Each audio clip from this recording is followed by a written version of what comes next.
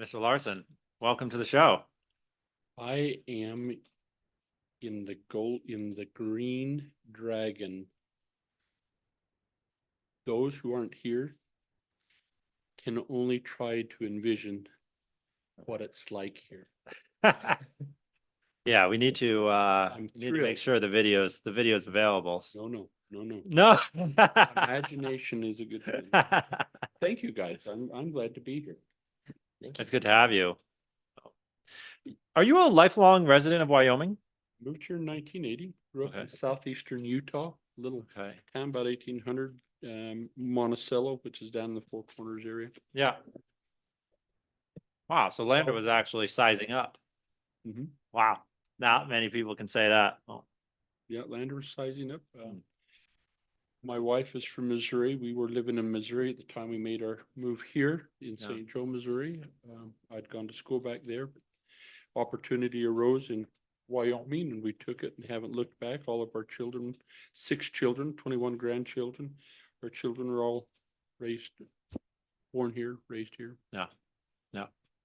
No, I don't think there's a better place to live. Great place to live. Yeah, Lander's fantastic. You were here in 1980, so you've seen a lot of changes. What are the biggest cultural changes you've seen in Lander itself? People describe Lander as a purple town politically. Was it pretty red when you moved here? Was it otherwise? Yes, yes, it was pretty red. However, you have to remember, we had Ed Hurstler as governor, 3-term Democrat governor. At the time, we had U.S. congressman that had just finished up being U.S. congressman for Wyoming that was Democrat from down in Sweetwater County. At the time I moved here, U.S. Steel was a big part of the community, as well as the uranium mines, and there was a union presence, and that generally comes with a Democrat presence. And so what I found growing up in the Intermountain West is that all my parents and grandparents were Democrats in Utah.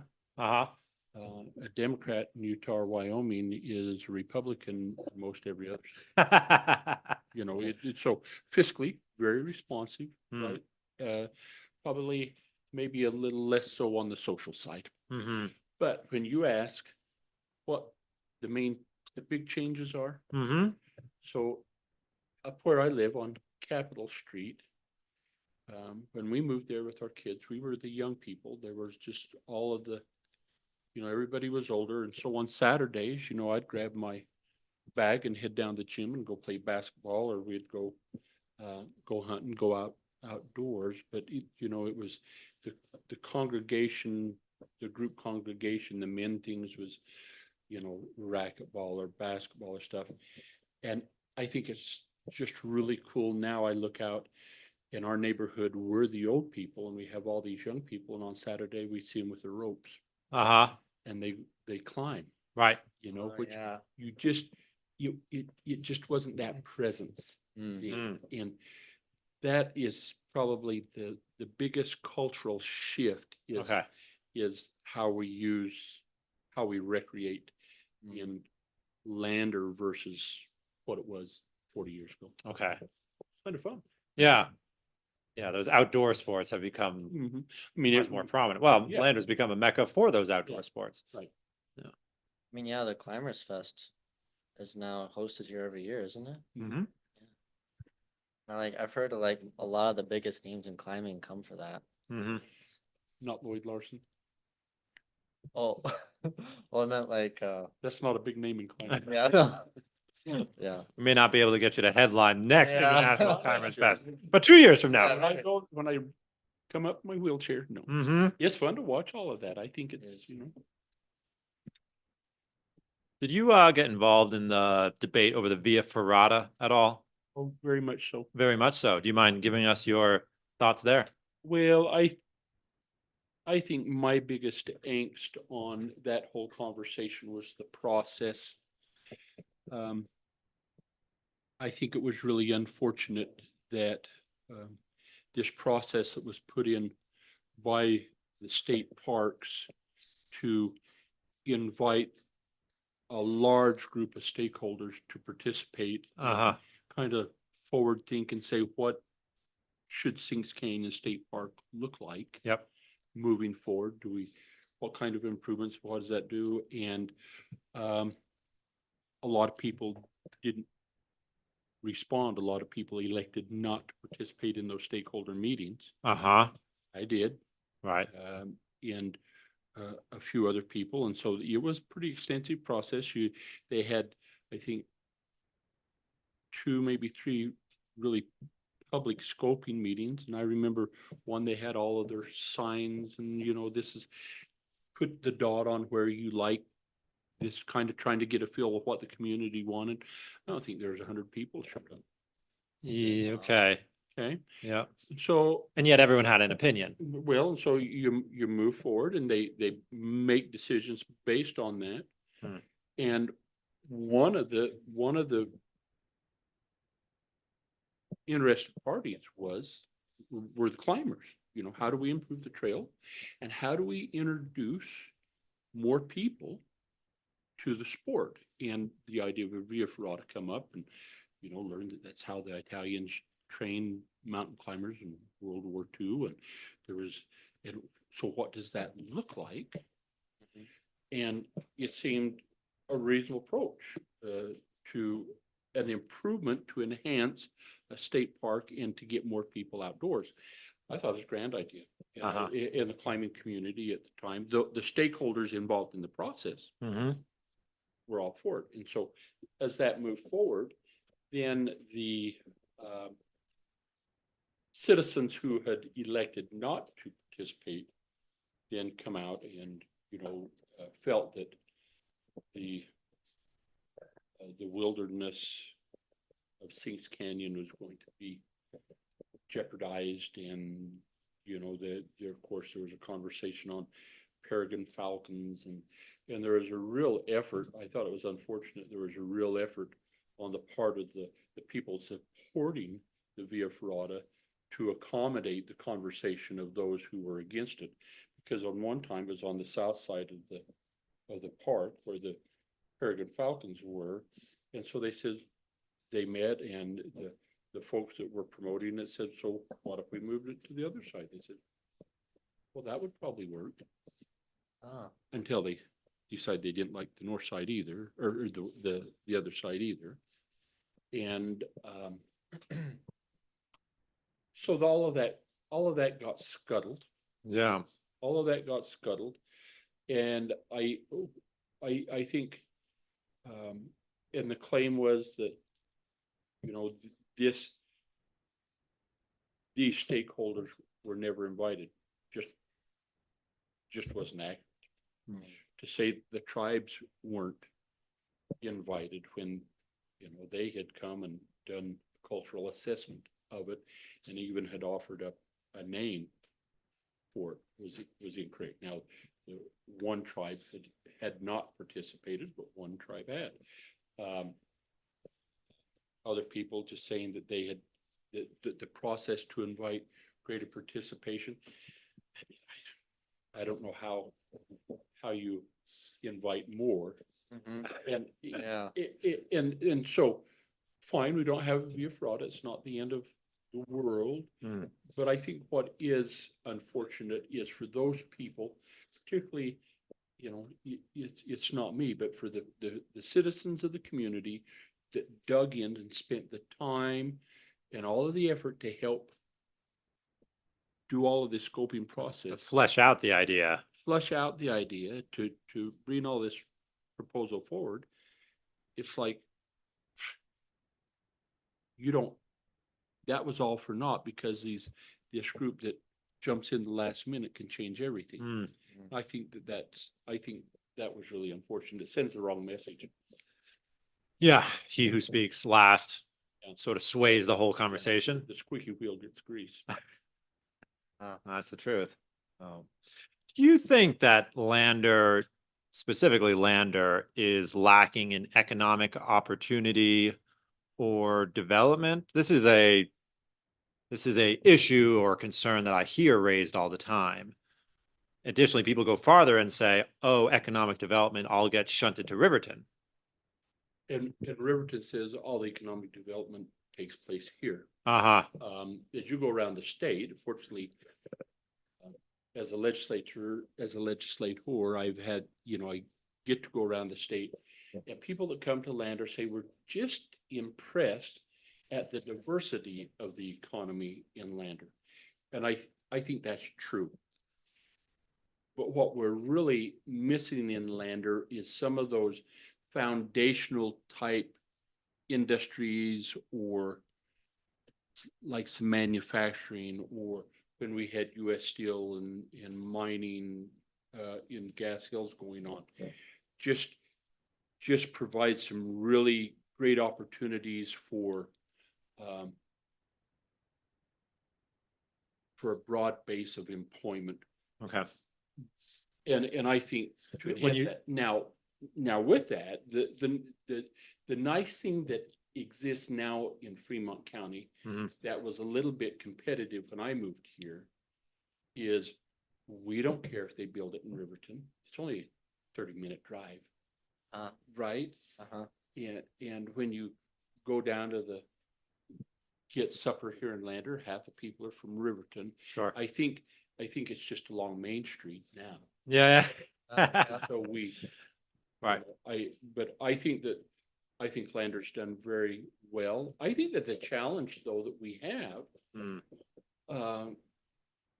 in the industry is then what's the benefit to the state? And one of the conversations I have with a lot of people who have moved here to Lander is they want to live here and they can do it from their home, and then they travel globally. Really. It's fascinating the number of people that do that. Well, what then does that little business working out of your home give back to the community, give back to the state? And in those conversations, I find those people really desirous to say, we love it here. We want to give back. How do we do this? Our tax structure just is, we have a really unique tax structure in Wyoming because there's no personal property tax. Well, there's property tax, but there's no personal income tax. Sure. Which everybody loves. There's no corporate tax. There's no, there's just this limited amount of taxation that comes, which is sales tax and then the revenue, the severance, and the royalties that come off for minerals that fund the state. Then locally, it's property tax and sales tax. Right. Do your website indicated that the budget for the state back, I think it was 2007, 2008, was a little over $3.5 billion. And you said adjusted for inflation, we're actually a little bit underneath that number from 2007, 2008. I think I'm remembering these statistics correctly.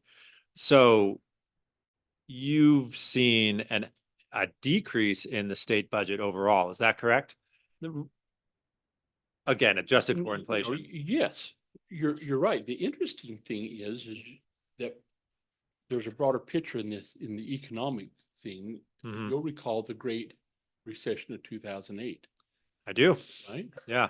Wyoming's GDP hopefully will get back to that level this year. Okay. So if you think about that statewide, and you and our state revenue and how we come in, and our GDP is still behind what it was in 2008. Sorry, RGAP? Gross domestic GDP, gross domestic product. Okay. Value. Yep. Okay. And so if you look, when you talk about that budget of $3 billion, yeah, that's general funds. So our budget's made up of general funds, federal funds, and other funds.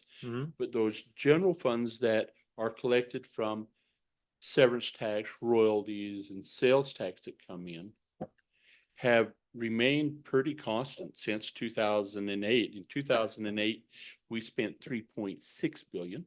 Mm-hmm. This year, we spent 3.7 Mm-hmm. of general funds. If you took that 3.6 in 2008, 2007, 2008, calculated in inflation, we ought to be over 5 billion. Mm-hmm.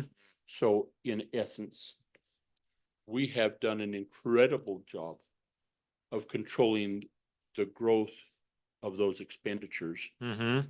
taking into account any inflationary pressures that have come since.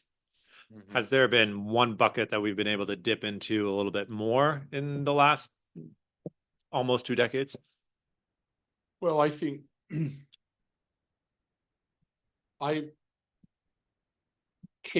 was assigned to the Appropriations Committee in 17, Mm-hmm. and we had just come off the 15, 16 worst, steepest decline in revenue that we had had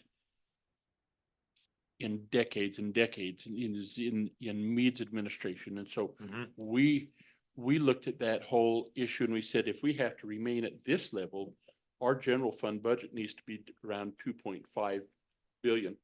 Yep. So what we did is we froze, for the most part, any increases to state employees' compensation package. Mm-hmm.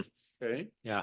And, you know, in any business, most times than not, your biggest cost is labor, Okay. right? So about 85%. So how do you get rid of that? Well, you get rid of labor. So you reduce the number of full-time employees Sure. you have. And then we done some other things at that time. We had a significant portion of our YDOT, our Department of Transportation, our highway funds. We would put in a couple of $100 million a year. So for highway improvements, currently that's all funded with federal dollars. And so you take, and Fish and Game, we took some of their programs that was on general fund, and they say, you're a commission, you've got to fund everything Fish and Game does off revenue and kind of an enterprise model. Okay.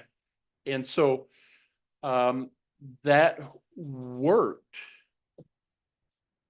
until we had 140 vacancies for snowplow drivers, right? Oh, yeah. Or when our mining industries and our oil and gas industries, where our bread and butter for general fund, says we're not able to get our air quality permits and our mining permits and these other key permits that allow them to expand or to even be established, Mm-hmm. done through our agency, which is Department of Environmental Quality. So I called the director and I says, you know, where are we at on this? And he says, well, we're getting them done, Representative Larsen, by the hair of our chinny chin chin. Just barely. Well, why is that? Well, EPA, we're in Region 8, they're in Denver. They've been hiring our people away. The people that do our air modeling for air quality for these permits now are working for the EPA. Or I think we have like 30 people in our air quality division, and Colorado has 175. And they were looking for more. And so they started hiring, because as well as the private sector. And so all of a sudden we didn't have snowplow drivers. We didn't have people in the Department of Family Services that were willing to go out and investigate child protective service issues. It's like, why would I do that when I can work someplace else? Why do I want to be a highway patrolman and drive up and down slick roads in the winter, saving people's lives and still have to be on food stamps? So those adjustments we made at that time just couldn't be sustained for the well-being of the state. And so the last 3 years, we've worked really hard with Governor Gordon's plan to increase the compensation package for state employees, and we've got them up to about the 2020 levels and up a little, and have a model there that will adjust them accordingly. It's been a lifesaver for the state. It's taken a lot of money to do that, as you can imagine. Same, we give the DEQ, I think, 9 new employees. You know, everybody says, oh, you're growing government. Well, those 9 employees are going to cost us in a biennium, counting all in benefits and everything, those 9, maybe $1 million a year for an industry that's contributing billions a year in revenue and jobs. Even I can figure that out. Right? Small check in comparison. Yeah. And so we had dropped our full-time employee count by 600 in 15. And a lot of those didn't have a body in them, but because you're always recruiting, right? But we brought that back up. We're still 500 less than we were 10 years ago, but we added 50 this year. ETS, our technology people, whose job it is to make sure that our cybersecurity, you know, for all of the systems we have, they can go to industry and make 3 times what we were paying them. And so we've had to do some adjustment, and we lost a lot of people. And so then we bring them back, and we're starting to build that up again, but we've got a long way to go. It's kind of a critical thing to have too. Well, all of them: highway patrolmen, snowplow drivers, ETS, getting permits for industry. I mean, and so, yes, we have a lot of state employees, and Wyoming is kind of if you look at the state, 600,000 people, and they say, oh, we've got all of these government employees per capita. Right? And that's true. We could run a state that has 1.5 million people on the employees that we have now. You know, I don't know how accurate that number is, but we could handle a lot more employees. But we know that it takes what we got now to maintain the level of services that we need, at least in my opinion, that we do. And so, you know, it's sort of like if you have a janitor for a school, right? Whether that school has 80 kids or 200 kids, you still need that janitor, but you might be able to scale up to 200 without having to hire somebody else. But you need the one minimum, right? Yeah. Well, or I'll say it a little bit different. That janitor can clean 200 square feet in a day, and you got to have a janitor to do that 200 square feet, but he could do 2,000 square feet in a day too. But you got to have him for the 200, and I can't get a third of a janitor.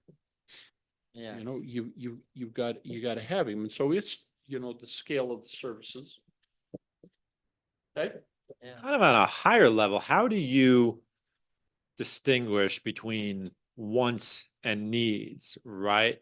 You know, I mean, if someone, you know, is there someone from a time machine in 1900 who would say, Child Protective Services, why is that the state's job, right? Well, we have that conversation. You know, so here's the conversation that we heard. As our system for taking care of adolescents with high behavioral needs, okay, parents, families can't, you know, are struggling. We don't have a state facility to take care of adolescents. We contract that out with regional treatment facilities or psychiatric regional treatment facilities like St. Joe's in Torrington, Wyoming Behavioral Institute, or some of the BOCES and other treatment facilities. And they, and their contracts come about through the Department of Health and Department of Family Service, and they have a consultant come in every periodically and rebase what those services are worth. Okay. Well, in 2016, when we were cutting everything, one of the things we cut in Department of Family Services was that rebasing study. Okay, save 200,000 here, 200,000 there, you know, so then you've got this critical service provider, this sector of our social service needs that isn't getting any rebasing done. So then they can't get any staff because they can't pay anybody. And so these adolescents with high behavioral needs, as we're looking for a place for them to go, they said, we can't take them because we can't pay the staff because our contract with you hasn't been adjusted since 2012 or 2016. And so when we start to make those adjustments, right, then the conversation is, you know, on the floor, and you could go back and look at this. Is there some people say, I just don't know that it's the state's role to provide these services. That really belongs to the church or to the family. Right. And we would agree, I would agree, that family and church are important components of a global service, but this fundamental, how do we help people with a behavioral challenge? We then, and it's the question, if you're around me, that I ask a lot, which is, what's the role of the state?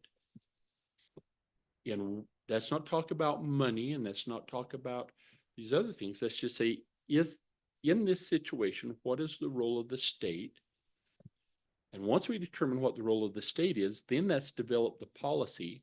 Then the funding comes into place. It'll take X amount, and is there room to move that? A good example of that is in this same population that we're talking about is our system, these that provide services to kids with behavioral challenges. There are some adolescent kids who have some extreme behaviors. Yeah. Just very, very difficult. At any one time in the state, about 20. But none of our system are saying we can't take them because they pose a threat to staff or to each other or to the physical facility. Mm. Okay, so if you can't take them, and maybe because of staffing, so then what do we do with them? Right? Yeah. Right. Well, they end up, you have a 13-year-old girl that sits in the county jail for a number of weeks. Mm. Well, that's not Ideal. ideal, right? Or setting up here in an emergency room and they're not getting their education. They might be kept safe, maybe, right?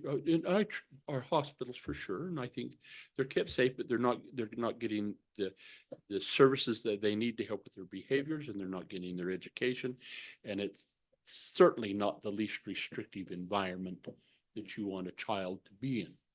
Right? So does the state have a role in that? Should the state? Maybe as a safety net. Yes, we do.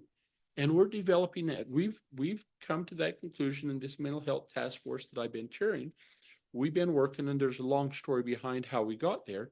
But when you have DFS, Department of Health, Department of Education, now working together, and we're saying we should have as a safety net something in place that you could bring these kids in and keep them safe, keep them getting the mental health services or the behavioral services that they need, and getting their education until a more long-term placement can be found.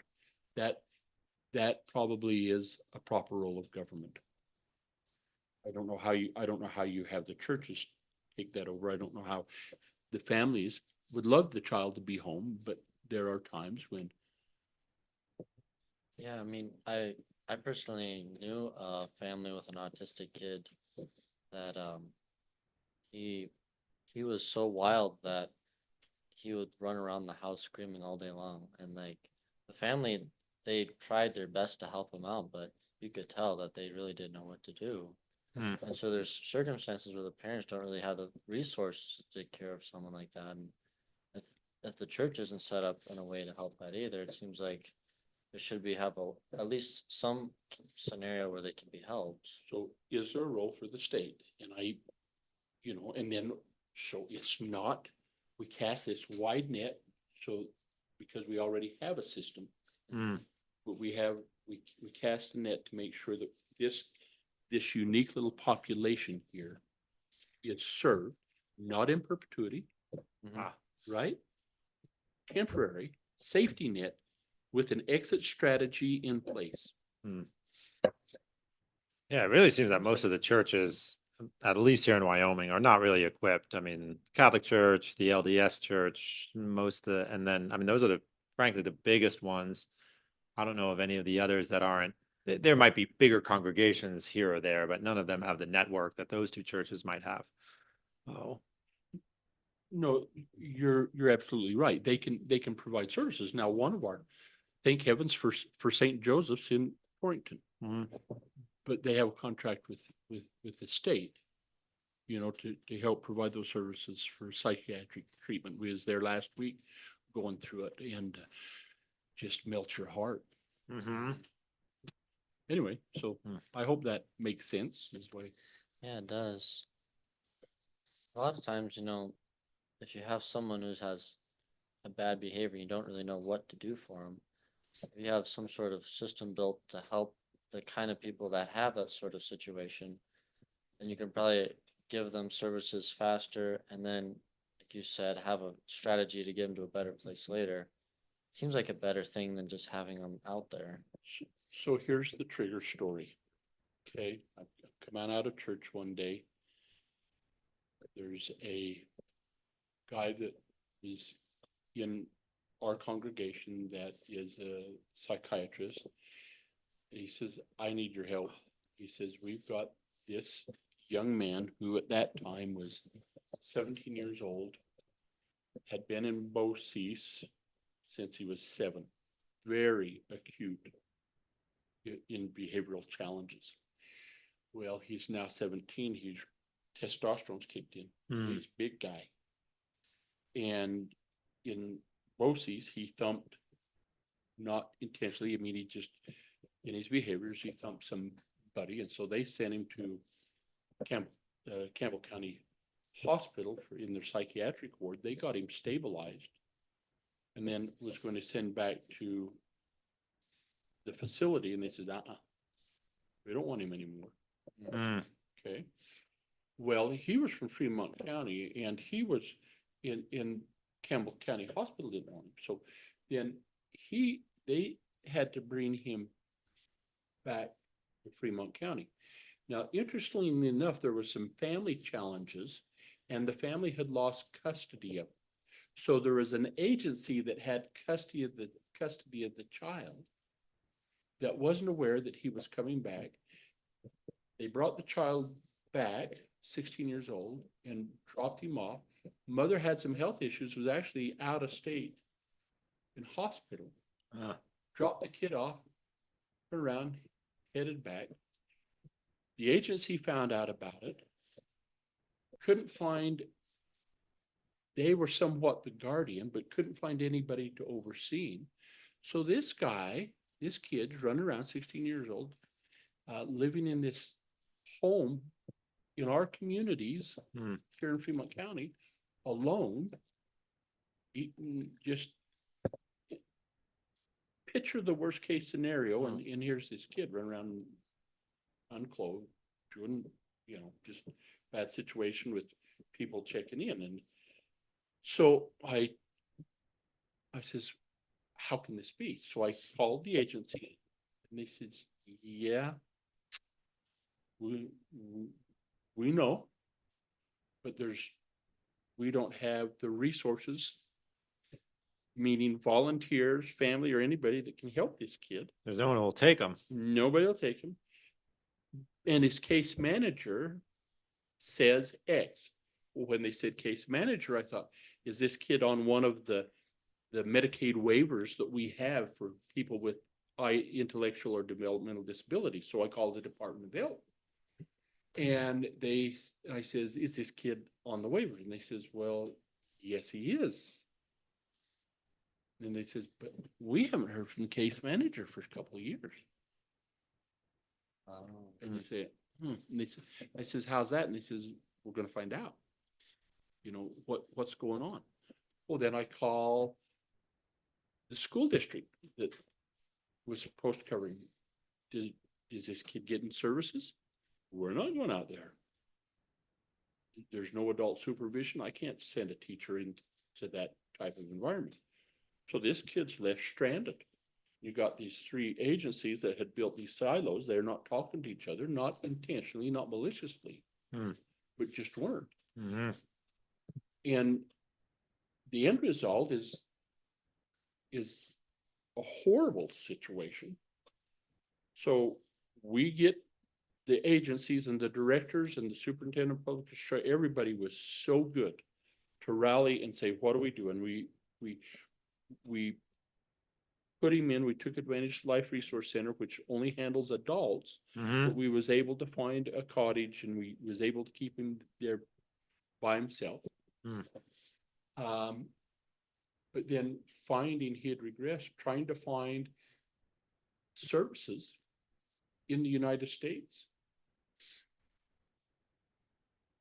was extremely difficult. Finally found a place way out on the East Coast.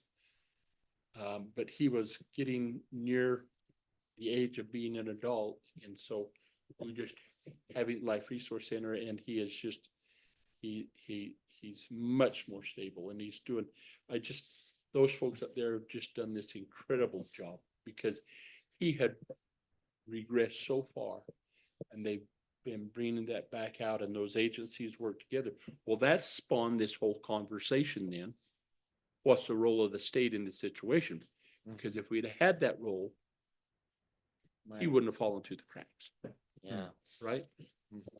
So someday, when he stands before God, I think Patty Munn said, you really made a change in Wyoming.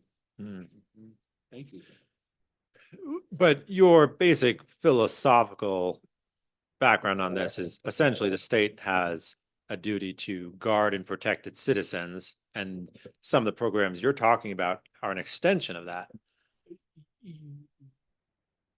Yes, yes, but no, because it's a great question.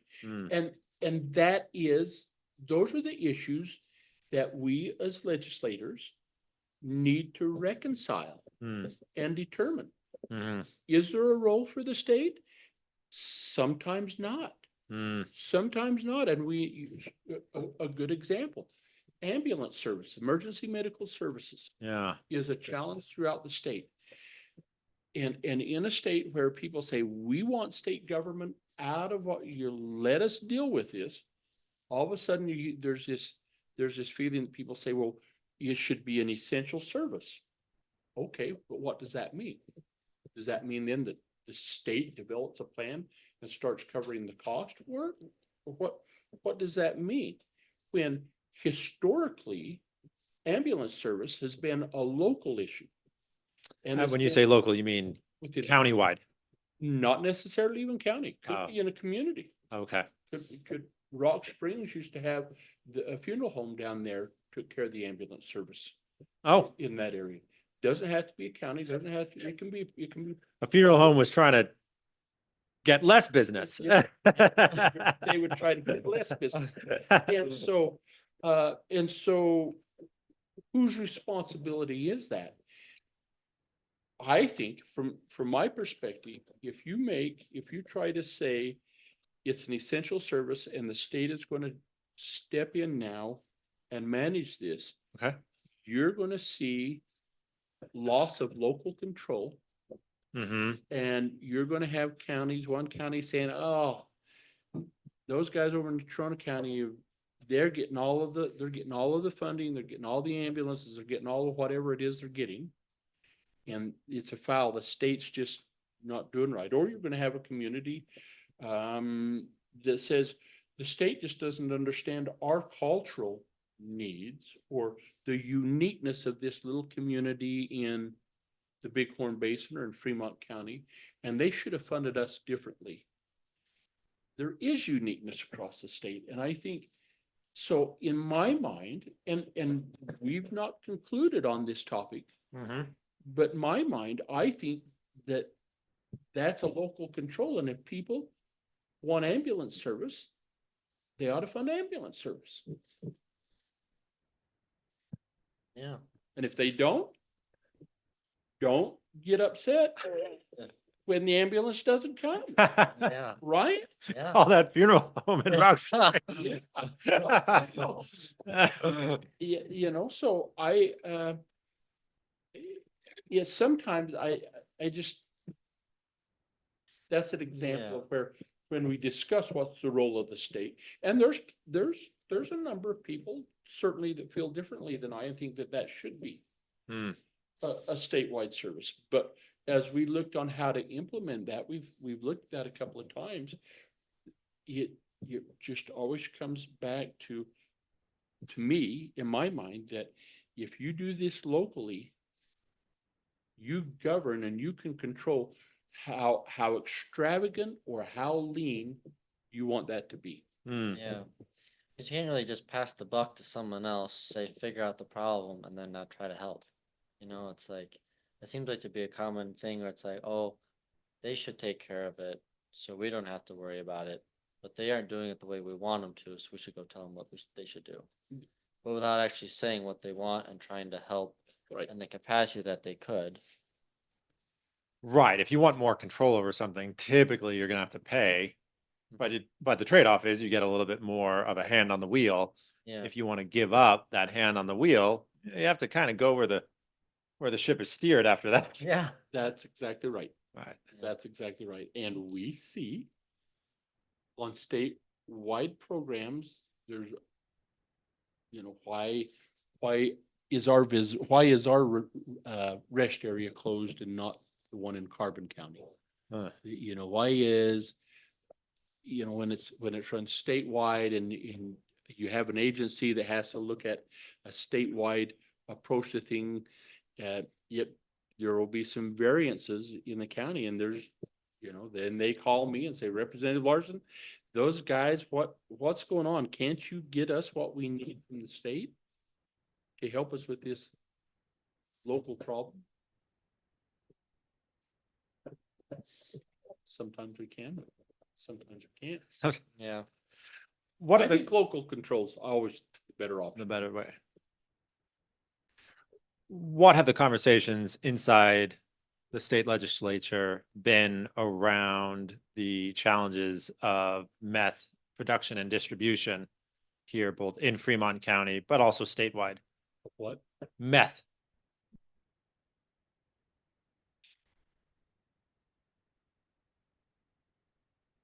Fremont County on meth and on fentanyl Fentanyl, of course. and on opioids, there are some scary links from sources to Fremont County to distribution statewide. Hmm. It just terrifies me. Okay. And when I visit with our federal partners, the FBI, and when Department of Criminal Investigation here in the state, it's a war. I mean, trying to control, there's just I-80, you know, the things that move back and forth on I-80 and how they get that stuff from location to location is just, they're clever. And you say, so if I know that meth's being made next door, if I smell something wonky, why aren't the police doing something, right? Right. I can smell it. Can't they smell it? Can't they smell it? And I don't know actually how accurate those scenarios are. You know, I have a hard time thinking in Fremont County, our Riverton Police Department, or Lander Police Department, our Sheriff's Department, if they know that they're not trying to do something about it. Just because we don't see it doesn't mean that it's not happened. Now, I could be wrong, but I have faith in those agencies that they're in our judicial system, our county attorneys, and I think that they're working really hard to get control on this stuff. Yeah, I It's weird. Mm. one of my coworkers, he was the victim advocate for the court here in town, and he's told me of stories of stuff that came in and the things that the judges try to do, the lawyers try to do, cops, everything like they try their best. It's just really an uphill battle, especially with being so close to the reservation. There's just so much stuff that happens there that they don't have control over, and they have to deal with the aftermath when it comes into their region, you know. But it's just kind of like a hub there, and then it just gets sourced out, and they can't really tap or take down the main source. They don't really have the power to. And FBI is kind of overwhelmed. Well, I I've think, heard. you know, I know some federal prosecutors, and I know some FBI guys, and I tell you what, the stuff that they're doing is, I mean, it's movie material. Uh-huh. Just, it's amazing. And so I think there's some challenges on jurisdiction on the reservation, but I am here to share with the folks that listen to the Green Dragon that they're really working to control that stuff. It's that reservation. So you look at the federal law enforcement and look at the millions of acres, the square miles on that reservation, and you have 9 officers, Mm. Yeah, there's only so much they can do. you know, There's only so many places they can be. Yeah. and the remoteness. Yeah. So, Mm. you know, Yeah. I'm really careful not to be critical of those law enforcement efforts. I think they're Yeah. doing really an incredible job. For the resources they have, they're Yeah. pushing it as much as they can. I mean, yeah, man, I'm always just think of what it'd be like to be in their shoes, and I'm always grateful that someone's out there trying to do their best. It's just, it's such a massive problem that those guys can't fix it on themselves. I mean, there's a whole bigger problem down south that's causing a lot of it. So, Yeah, it's messy. I was reading your website, and it seems to me that fiscal responsibility is one of the pillars of your position and how it guides your leadership.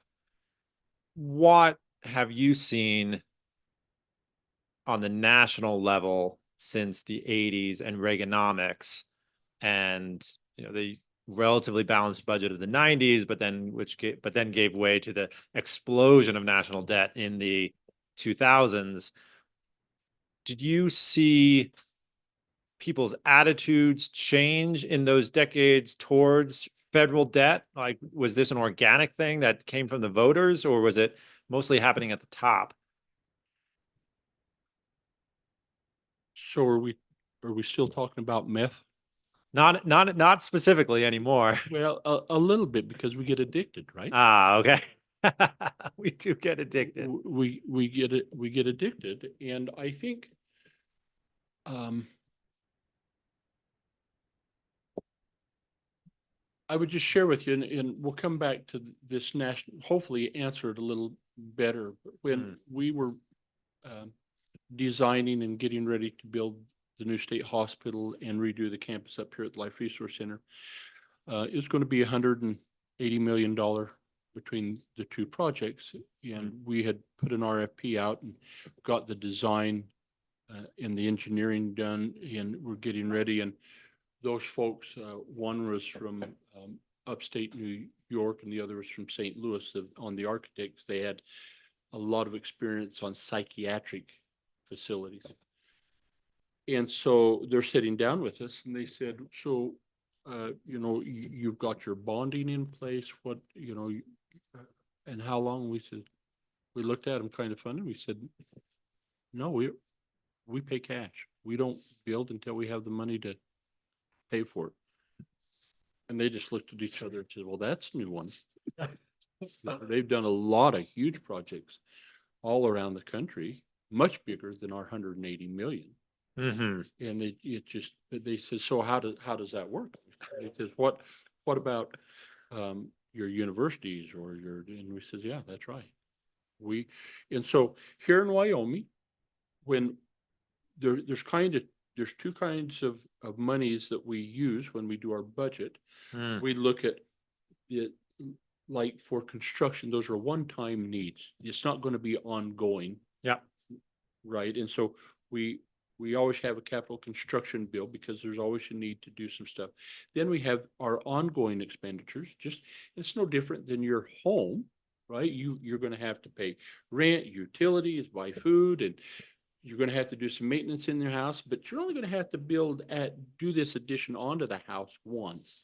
And so they're kind of separate things, and you kind of save for that construction, and you budget to make sure that you can do the ongoing operations and things. Well, that's the way it is in Wyoming. And we can't, constitutionally, we have to have a balanced budget. Well, so we could spend, if you had $3 billion that we keep talking about of general funds, Yeah. we could take every last penny of that and spend it on an agency need. We could take all of that and put it into YDOT because we're behind on our roads, right? You could spend it all in one spot today. We could do it. Yeah. But you guys, right now, I just know from sitting here that you guys look at this income that you've got, and you're saying, okay, I've got to do this, but I need to save. I somehow got to save a little bit. And so even in those most difficult times, since I've been to the legislature, we still save. And, this year we put around 500 million, maybe around 300 million. No, it's 500 million into savings. And that went into 2 or 3 different pots. And some people get frustrated with this. And that confuses me because I always thought that was a conservative value was to save For the rainy day. Yeah. Well, But you're saying something more. You're saved during the rainy day. well, Yeah. we even say during the rainy day. Yeah. So I want to talk a little. Thank you for bringing rainy day. So we have this rainy day fund. Yeah. And when people think about saving, they think, well, they're just going that crazy rainy day fund. And boy, if it's not raining now, well, it never is. Well, it's always going to rain. There's always a worse hurricane coming down there. That rainy day fund, which is at $1.5 billion now, we've seen that be down less than $1 billion at times because we've had revenue challenges, and then investment income comes in and it comes back up. But that has been what that does is prevents us from terminating investments, in stocks prematurely and not getting total rate of return and things of that nature. And it gives us the flexibility if there's a disaster like a flood or a forest fire, that we can go in there without having to go in and cut everybody's budget. We can use that just like you do at home. Yeah. But we also have the Permanent Mineral Trust Fund, and we have the Common School Fund that funds education. And we continue to add that because the revenue now generated off the 988 Suicide Hotline Trust Fund will get to the point that will pay for the suicide hotline, and we won't have to use general fund, and it won't be at risk of the ups and downs of this. But now our Permanent Mineral Trust Fund is now $10 billion. $10 billion. You cross that this year, and on the school side, it's $5 billion. That's not small potatoes. And so our total investment's around 30 billion now, but the Permanent Mineral Trust Fund and these others now is our third largest revenue source for the operation of state's government. That's why we don't have a state income tax, right? And the other thing that is you think like the Permanent Mineral Trust Fund, is that revenue comes from minerals. Who do the minerals belong to? Us, the citizens of the state, but just us that live here right now? Is there the people behind us that preceded us here, they benefited from them. Do the future generations have an expectation? Is there an expectation that they should benefit from these finite resources that we're using up and they'll never be here again? We think so. We think so. And so you stick that, now you got $10 billion there that will benefit generations after generation to come. And they're going to say, those were our resources that we're benefiting from in 200 years. And so the more we can build that up, would I like to see the Permanent Mineral Trust Fund grow from 10 billion to 30 billion? Absolutely. And I think that that's going to happen sooner than you think, because boy, once you get to 10 billion, because we don't use a lot of that each time. We only use 2.5%. We use 5% of the 5-year rolling average. I could get in the weeds on this, but there's a formula and it's pretty cool. But we only use 5% on the investment income of that 5-year rolling average of the value of that corpus. The corpus is in violet. Can't spend it. Right on. Those guys that thought of that, right on. And it'll benefit future generations. And this whole idea, you can spend the dividends basically. we spend the investment income. Okay. All right. So what happens? So then what happens if we have a bad year and we don't have enough investment income to meet that 5% of the 5-year rolling average? Well, we had these are just good Wyoming guys that says, well, what we ought to do is have a reserve account. Okay. And it's growing too, but it's not in violet.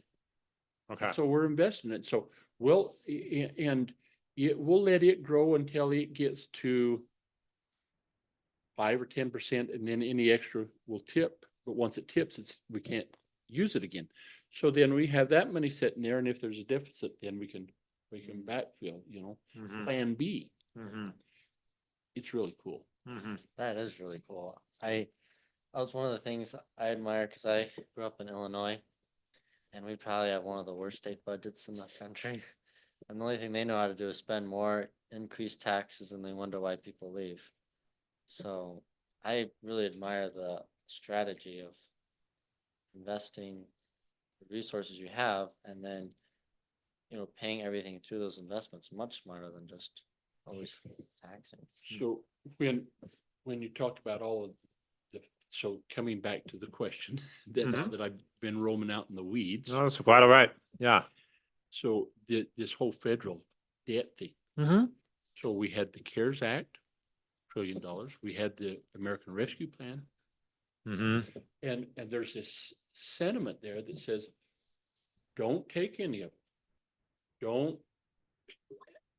And I think, that there's some value to say, do we want to take this tainted money that's putting our kids into debt? But we were able to take that money and use it one time for a lot of infrastructure stuff. And in my mind, I always say, because all of the mineral royalties that are generated on public lands, 51% of that goes to the feds. Why would we not want to get some of that back? Right? And so, but this whole debt thing with the CARES Act money, which came on as a result of the COVID mess, they had put all of that money out to stimulate and to help compensate for the impacts of that COVID wreck. And one of the things, in fact, oil went negative. It was trading on the negative side for about a week. As in it costs more to produce than what you could sell it for. Yep. Mhm. And boy, we in 20 and 21, we cut our budget. Holy moly. Mm. We got 142 million out of the Department of Health. Because again, you're driven by that requirement that you balance the budget. So it's like, so no one's going to Yellowstone Nope, because of that's COVID. right. No one's driving anywhere That's right. because of COVID. That's right. We're Mm. not gonna ride the Ferris wheel and not getting any cotton candy. Mm-hmm. We're just, we're gonna top ramen noodles, Mm-hmm. right? And that's what you do. Well, they come out with the CARES Act money and it kind of a stimulus. And one of the things they said you could do is you could use some of that federal money to supplant your general funds if you had had this great fluctuation. So we were using those federal funds. We had already allocated general funds in our budget. Mm. So for this conversation, we'll just use the term $5,000, okay? And so we had allocated in our budget this $5,000. And they let us supplant that. So we were using the 5,000 there in federal dollars. Well, we've already appropriated and accounted for that 5,000 here. Mm-hmm. So what do we do with it? Let's save it. Let's save it. So if you're going to get that one time, that federal money, do we take this money that we supplanted, this 5,000 that was over here, and buy cotton candy or go to Yellowstone? No. Let's save it. And so you'll recall, not this last session before, that amounted to $1.4 billion that were general funds that were now back in the system, and we put that in savings. Wow. In the most in savings in the history, in one session in the history of the state. And it didn't all go to the same pot. It went, and some of the things we done is we kind of had been working with the Wyoming Treasurer's office, and they were telling us one of the problems that they have on our investment strategy is they'll invest in their asset manager, they'll invest in a group of assets, and then depending on what the need of the states is, they might have to cash those assets in before they reach complete maturity. And so you don't get your total rate of return on them. You will do good and you do that, but you don't get the total rate of return. Mm-hmm. So how then, what could we do to prevent the loss of that and gain that? So with that 1.4 one time, right? Yeah. We created some reserve accounts over here that and they're drawing revenue too. Mm. But if there's a need, we're using for 5 years. We got enough in these in schools and in the permanent mineral trust we average out what the 5-year needs would be. We really need to get it to 7, but we'll take 5. Okay. That we could go 5 consecutive years and use that reserve account to meet those needs if that was, and still leave those assets to get the total rate of return. Mm-hmm. Isn't that cool? That's very cool. You Very, know, very cool. and they're drawing money too. And so we're not using them, but they're there. They're not inviolate. They're just this reserve account that helps us protect the earning power. And the state really does well on its investment earnings. We've got great investment team, but it was a strategy that they come and we had this one time. Why wouldn't we save? Now, we could have built things. We could have done a lot of stuff, but this has the most, when you talk about long-term federal debt and the impact it's going to have on future generations negative. This is just the opposite. What we've done by putting that in is going to have the long-term positive effect for future generations because we're protecting. It's pretty cool. That's very cool. Yeah. So you actually have an investment team whom they might be putting things into stocks, bonds, gold, who knows, right? So we have. These things are invested in the wider markets. The, so we have an asset portfolio of around $30 billion that the treasurer's responsible for. Uh-huh. And they have an investment committee. To be a member of the investment committee, you've had to manage $500 million over a period of time. I mean, it's not Lloyd in his piggy bank.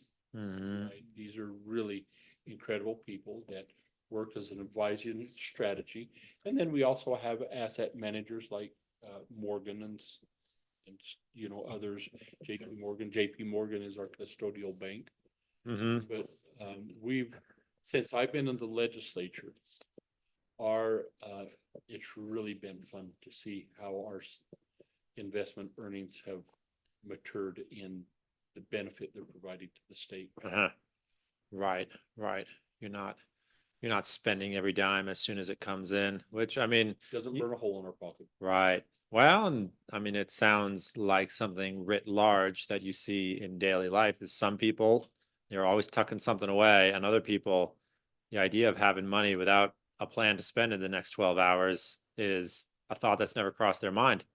Well, and so the conversation we've had the last 2 years, everybody's been challenged with property tax increases. Okay.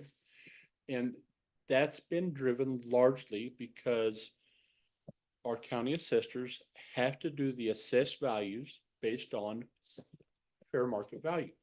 Yeah. And fair market values have been driven up. Lander's a great example of that. Mr. Buying rental property. I was about to say, yeah. And as you have people moving in from other states who have a much greater tax burden than we do, they will pay above the asking price, and it drives everybody's property taxes up. Well, we're trying to respond to that, and we're trying to put some legislation and some policy together to help ease some of that. But property tax is for schools and local government, and that's where it's spent. There's some that would say, but why don't we just cut that? And we know that schools and local governments, counties and cities can't absorb that. So let's take this money over here from the state general fund and backfill it. It's the old rob Peter to pay Paul trick. And so if we do that over here, and so they're saying, we don't know why you're saving this money. We should have just given it to people and solved their property tax. Well, Make them happy this year. Yeah. And it's a zero sum way of thinking that I have to pay more property tax. I know that it's an impact and we're working through it. But I think you have to keep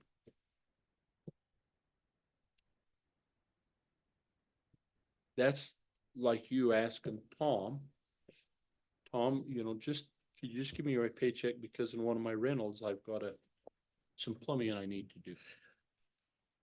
No, that's light. I maybe know. Tom, maybe I've already asked that of Tom. Tom, I know. I know that you have needs, but I need it now.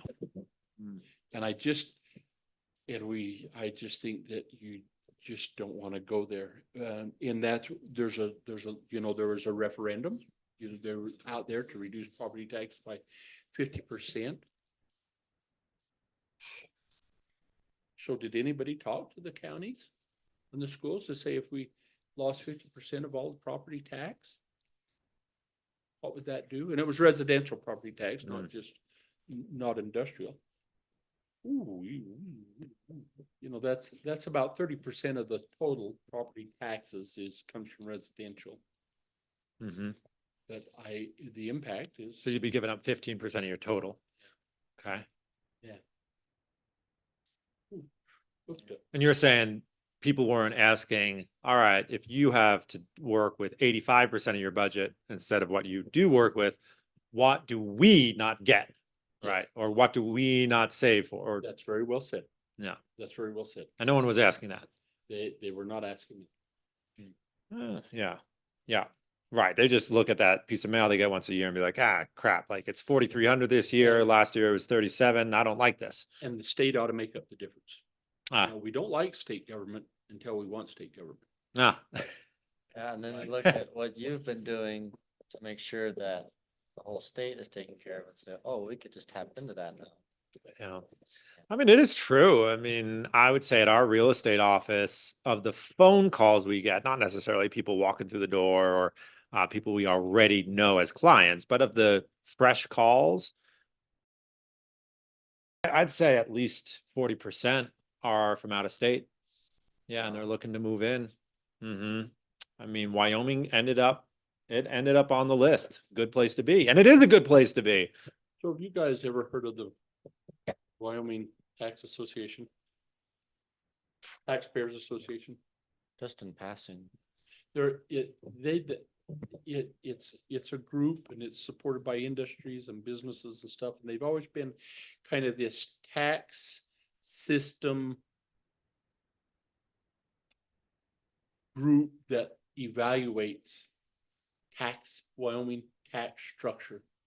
What's not working, what would work, even when it's not working, what's the impact on it? And so this whole conversation on people in Wyoming paying these huge taxes, they says, we just really need to look at that and say, what is the tax burden on Wyoming families and what services do they get from the state? And so they created this scenario. They went in and they took all the taxes, sales tax, income tax, license plates, all of the taxes you get, and property tax. And they said, let's create this family. We'll call it the Cowboy family. It's a family of 4. So that means you've got 2 kids in school. And I realized that, as people that's listening to us are going to say, well, that doesn't apply to me, or it's going to be a little bit different. I got 9 kids. Yeah. Kids, but they said, so taking this family and they've got a home that's worth X, I think is $150,000, and they've got this income level of that.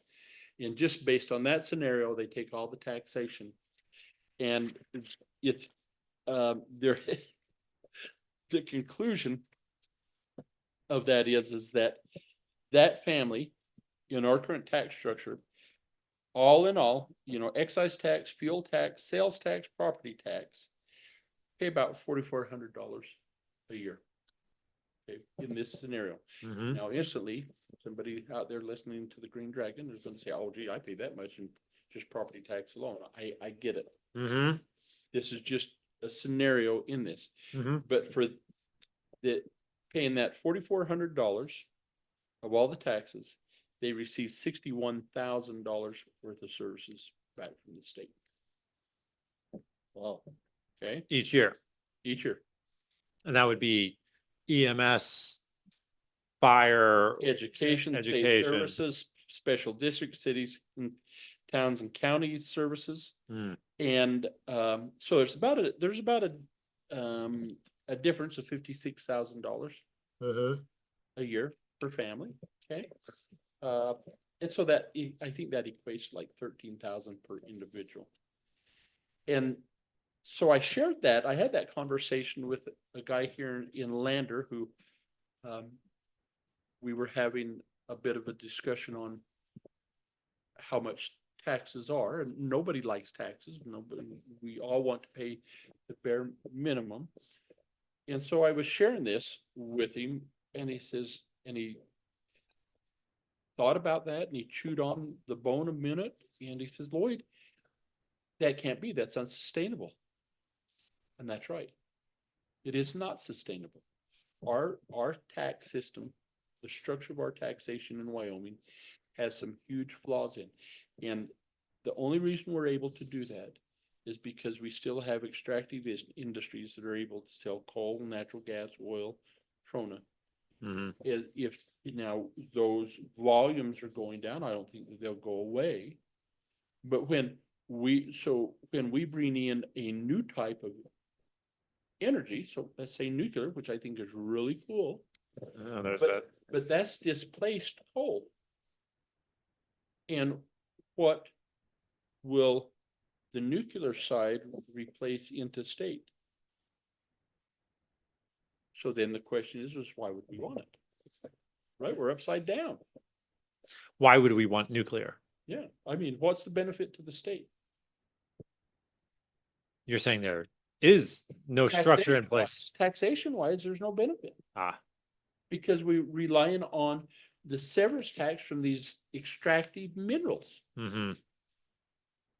So maybe, so there's a conversation now, and same for wind and solar, they displace these traditional resources that do provide the state. And so what we're saying now is perhaps rather than to put everything on the same playing field, maybe we ought to do an electrical taxation where everybody's paying the same, whether you're solar, nuclear, or coal.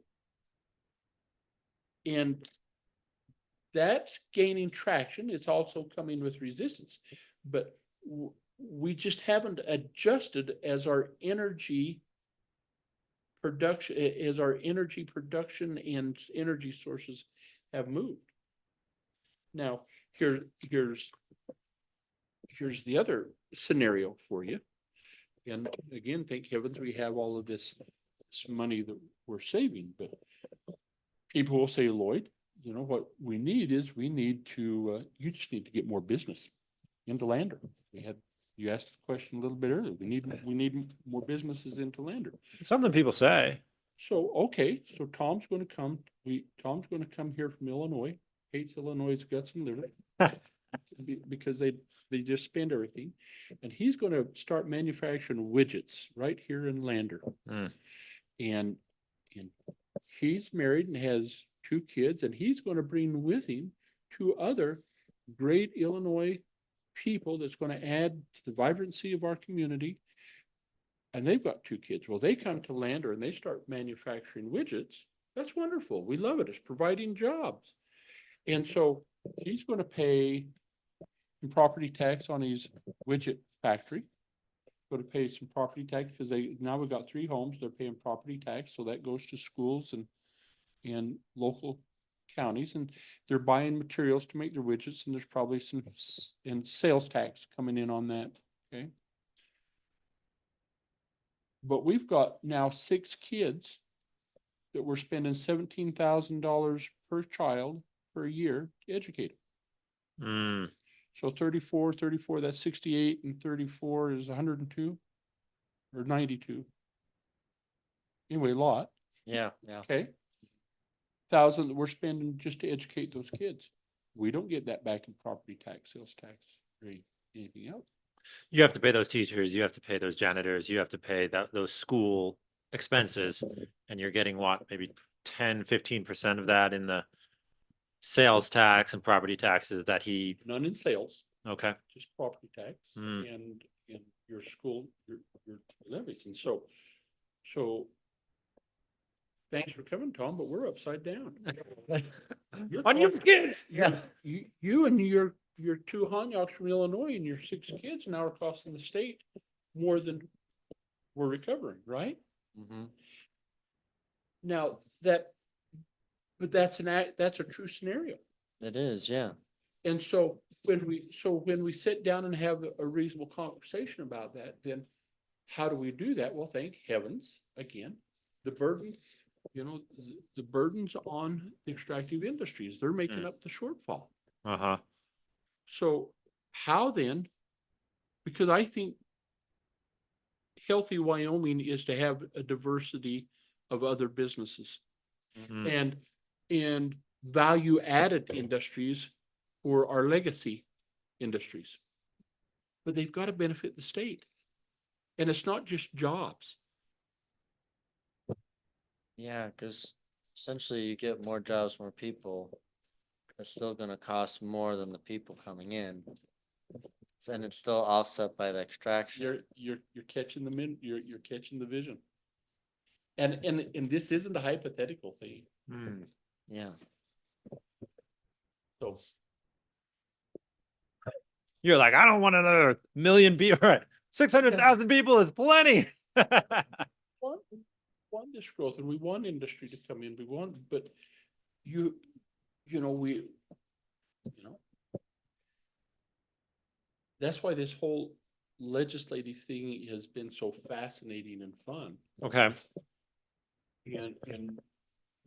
But you don't pick it up in 2 years. What's the vision for when eventually the coal's gone, eventually the oil's gone? I mean, are there ways that you could tax things like nuclear? Well, I think we're in the process of redesigning, because the conversation is, will we ever stop using coal-fired generation or gas and oil? I think those resources are going to be used less, and it's not because they're not available, but the customers that are buying the energy, they're saying, I want a red pickup. I don't want a green pickup. Mm-hmm. So why would I go and have a bunch of green pickups on the lot if my customer wants red? Mm-hmm. And so if I'm producing energy and they want carbon-free energy, then I probably ought to give them carbon-free energy. Uh-huh. Right? Yep. And so then how can we make our carbon energy less carbon? That's why the sequestration conversation is so important. If we can sequester that carbon off the flue stacks, Mm-hmm. the coal, and in the production of natural gas and oil, it's a game changer. And then you can get synergy, and then you combine that with, I for one am so bummed out that I will never drive to Utah again or to Laramie again without seeing a Dagburn wind turbine. Yeah. You never used to, it was just open. Yep. Big horizon. And there they are. But those people that enter into agreements have a right to do that. And whether I like wind or not doesn't matter. It's there. So how do we benefit from it? And how do we make that part of the whole conversation? I think you've got to, when Governor Gordon talks about all in energy, I agree with that. You take your resources. We have great wind, we have great coal, we have great oil and gas, we have great nuclear. I think this nuclear thing is so dang cool. But holistically, they all need to work together to help the state move forward economically and with value-added industries coming in. Yeah. I mean, my dad gave me a lot of books. Are you familiar with Thomas Sowell? Why do I know that name? He's a pretty famous economics guy. I don't. Okay. You probably recognize him. He's older gentleman. Afro, big glasses, always wears a tie. He's black. Yeah, maybe Afro. Afro might be a bit of an Maybe exaggeration. that, yeah. But so my dad had me read a lot of stuff on, like, how economics work and stuff like that as a kid, and that was something my dad was always very vocal about, was that making sure that it's all taxed the same. Yeah. So it's like, because then if you start picking favorites and stuff, then you kind of throw a problem in the whole structure. It's kind of the same thing with income tax. If higher people get taxed more, then there's no incentive to get richer. I would do it like tithing, huh? Yeah, yeah. I mean, like a flat rate? 10%. Yeah, 10% is 10%. I mean, that's something I would think about. Yeah, that'd be a can of worms. Yeah, that'd be. People get pretty excited when you mention flat rate taxation. It makes sense. Yeah, I remember pitching it to my dad when I was about 9 years old. Maybe I wasn't aware of some of the nuances at the time. I think this was like the first Bush administration, something. Sorry, the first of Bush 2. Yeah, so yeah, the first W administration. I was like, Dad, why not just 10% flat rate? Oh, he said, son, that does get complicated. So yeah. Should we take a quick break?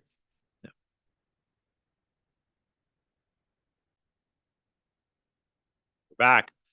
In the Green Dragon. We're back in the Green Dragon podcast by the fireside, which, believe it or not, it's going to be time to start fires again. Yeah, it's, man, you can't smell fall in the air yet. I don't want to pretend it's not summer, but man, you can tell it goes so quick here in Wyoming.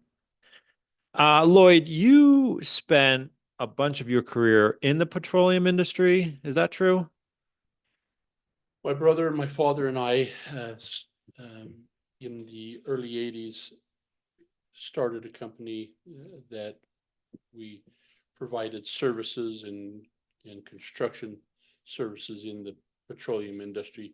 Started mainly in Fremont County and Sweetwater County, and as we grew, that expanded throughout the state, and then we reached into Utah and Nevada, done some stuff up in Montana.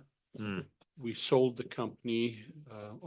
Our dad retired in about 84, 83, 84. John and I ran it, and then we sold it in 2014. So we'd been in business 35 years. And so, and it expanded. Wyoming, we just love Wyoming because it just provided us with opportunities to grow and to reach into, we're kind of hands-on guys, ditch diggers. And, you know, when we helped service the wells when they were drilling them, and then when they worked them, when they were done with them, we helped set up the facilities so that the commodity could be transported. We've done pipelines, we've done facility hookups, compressors.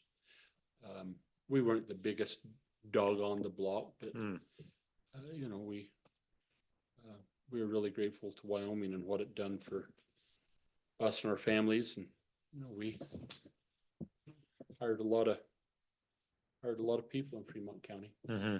Put on a lot of miles. Yeah. Well, you know, yeah, you probably drove a lot. You know, when there was a lot of work out around Manita and Waltman, you'd drive to Waltman and back every day, 4 hours in a vehicle every day. And putting in 12 hours. You know, on site. So that's, but it's a great industry. Ronnie, honey, I'll see you this weekend. Yeah. Well, no, you know, you got home early. I always left the house about 5:30 in the morning. Get home about 6. Sometimes later. Yeah. I mean, I know Terry Clark pretty well. It was Great guy. Yeah. Just a great guy. I worked for Jared for a couple of years, and so we were on projects together, and he always had a lot of great stories to tell from his days in the oil field. So there's you know, you go through your life and meet people, and there's quality that Terry Clark has. It just puts him so high in my book, and that's that he's so honest.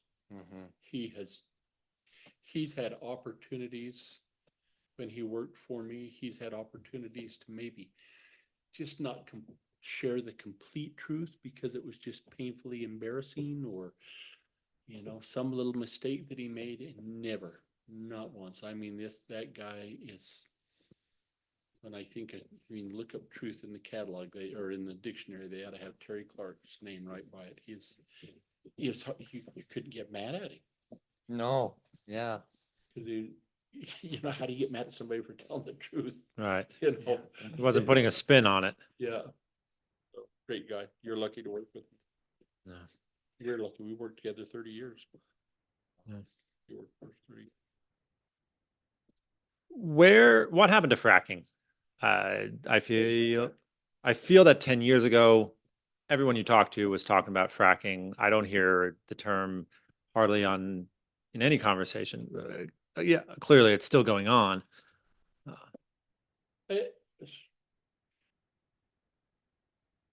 That's such a marvelous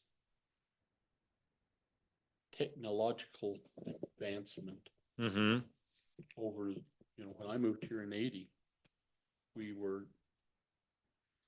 fracking, but the way they fracked was so different. And when we look at the Jonah field over in the Pinedale area, and the Pinedale anticline, there were wells being drilled over there in the early 80s, and they had hit gas, and they had fracked it, and this gas had come in high pressure in 2 or 3 days, just dropped down to nothing.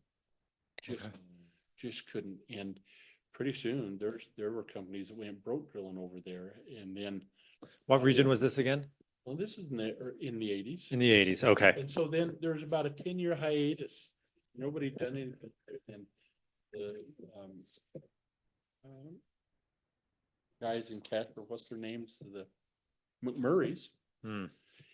Mick McMurray and a couple of guys mortgaged everything they had because he ran onto an engineer, and they called him the nerd that he says, we've changed how we can frack. And they leveraged everything they had to drill this well and frack it and changed Wyoming. And just, that it's changed. And then you've seen this whole fracking revolution. Uh-huh. And, Wyoming was the mecca for natural gas. And with fracking, all of a sudden, Pennsylvania again, and Ohio, and parts of Texas that had never had much natural gas, they were fracking and being able to get oil and associated gas with oil and just pure natural gas. Michigan became a big player. Whoa. In natural gas. Uh-huh. Because they figured out how to fracture that rock that was captured that natural gas. And so then that happened, and probably the biggest development in the last 15 years is the ability to go down and then do horizontal drilling. Yep. And you think about a piece of pipe, and so they're going down 7, 8, 10,000 feet, and then they're kicking out Uh-huh. and drilling sideways. And so you hit a zone, right? And then they'll just drill through that zone horizontally, staying in that zone for a mile and a half, and then frack that. And instead of going through the zone, with vertical well, they're now staying in that zone as they drill horizontally, and then they're fracking just as, that changed the Bakken, that changed North Dakota. North Dakota out past Texas, remember that? I do. Yeah. Who would have ever thunk, and all of that technology. And so I think as with everything, I think they become more efficient with fracking. Okay. I think that they're always looking at the volume. How can we do with less volume of water, less volume of the propellant that they use to, or different ways of doing it? Yep.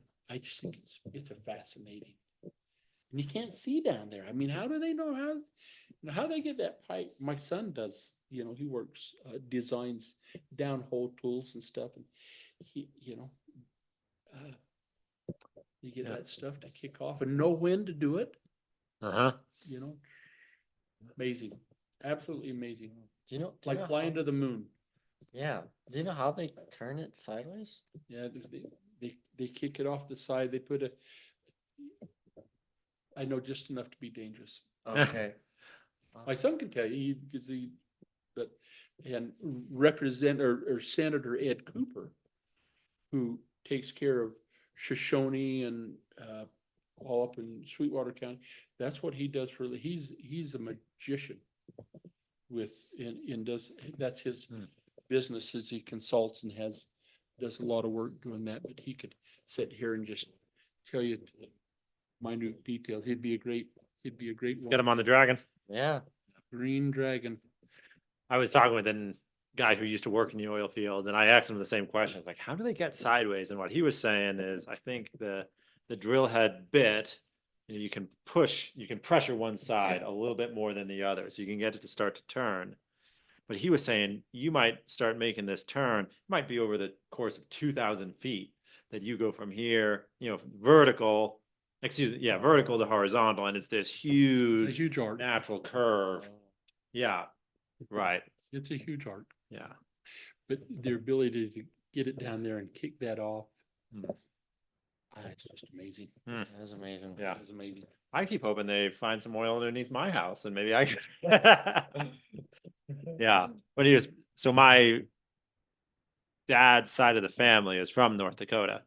And one Christmas, he pulled me and my twin brother down into the basement. We're like, Dad never does this to have a serious talk. Right. So he's like, we got to go down to the basement. So we're like, what's going on, Dad? He's like, well, so there's two main branches of my extended family on my dad's side. And he's like, all right, one branch of our family bought a bunch of land and the accompanying mineral rights in this section of North Dakota.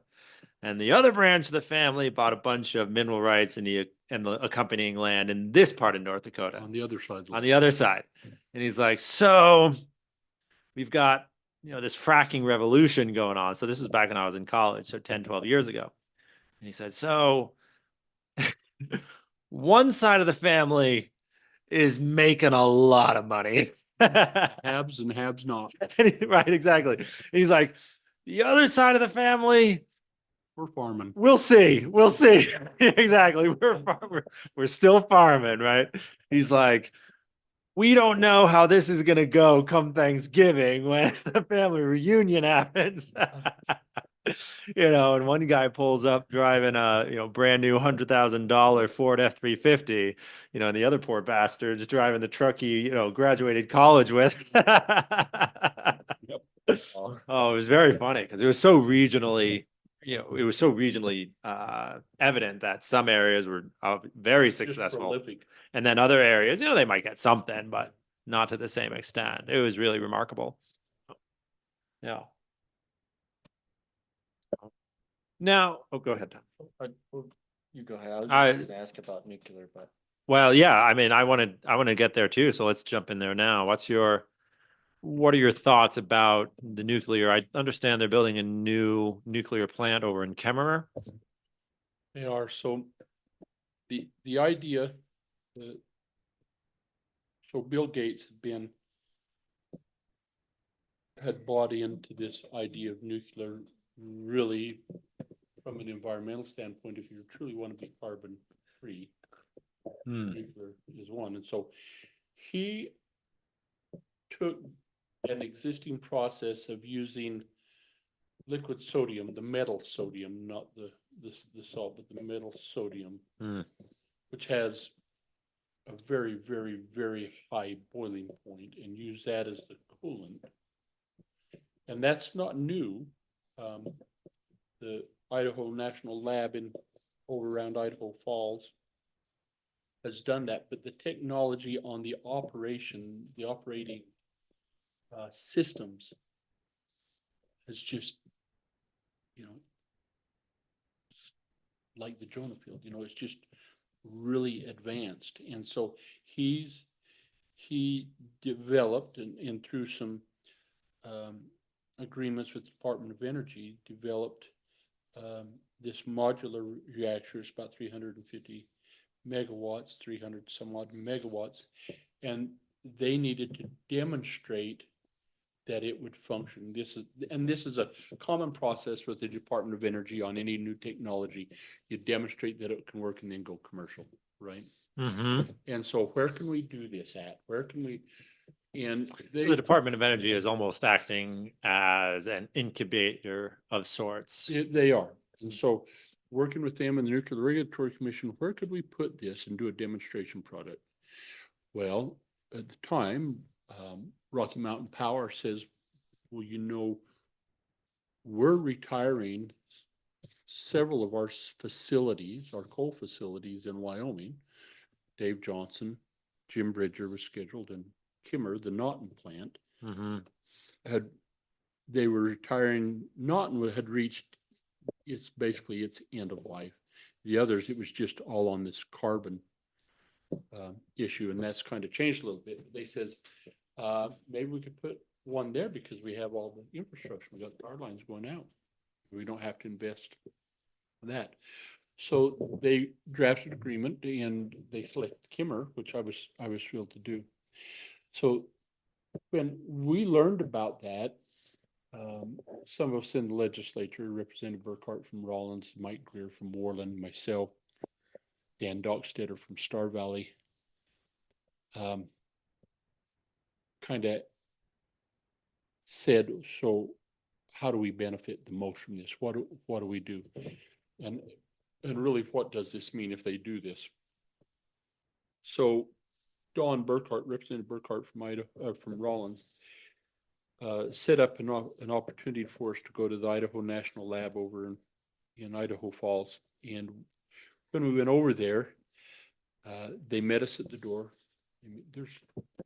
They employ like 5,000 people there, and it's really, I'd never been there. And they meet us at the door, and they knew everything about us. They'd just done their homework and set us down. They says, we're so glad you're here because we don't think you guys have any clue what the announcement of that nuclear reactor for electrical generation in Wyoming means. It's the first one in 30 years. Okay. We haven't. And they set us down and spent a long dang day saying, our nuclear industry is antiquated. Mm-hmm. Our technology has changed. There is so much opportunity for Wyoming rather than just a few construction jobs when you're building it. How about if you provide the technology to build the components? What about the fuel development? What about enrichment capacities? Of course, we have uranium here, but Sure. they says, and then so all of these value added. How can you then? What if you had an industry there like Trona, whose biggest competitor is China, and China makes all of their Trona synthetically? Well, the biggest cost on making it synthetic is energy. But if they now, and people don't want the Chinese Trona because it has such a high carbon footprint. It's the customer buying it, So the Europe, France, and the Germany, all of those places that are buying that want the U.S. Trona because it has a much less significant carbon footprint because it's natural. Sorry, Trona is what precisely? I don't actually know what Trona is. It's sodium. Is it sodium bicarbonate? Somebody's going to get after me, but That's Trona is found naturally down in Sweetwater and Uinta County. They use it to make glass, baking soda. They use it in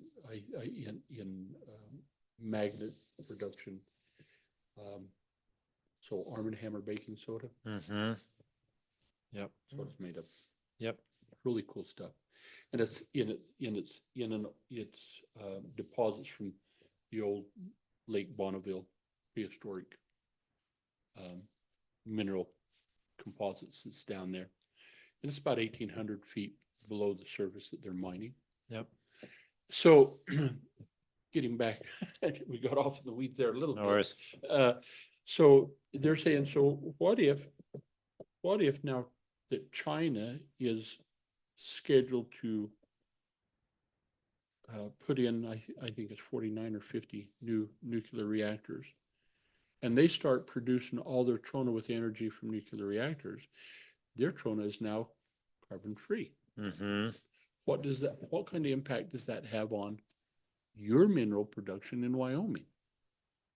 But what if in Kimmer you've got a nuclear reactor that's generating electricity that's now carbon free, and that was the electricity those Trona mines were using? Isn't that cool? Yeah. And now this whole carbon footprint, because they use their generated electricity with coal and all of that, and it's nothing against coal. It's just how do we navigate the markets that want to buy our resources?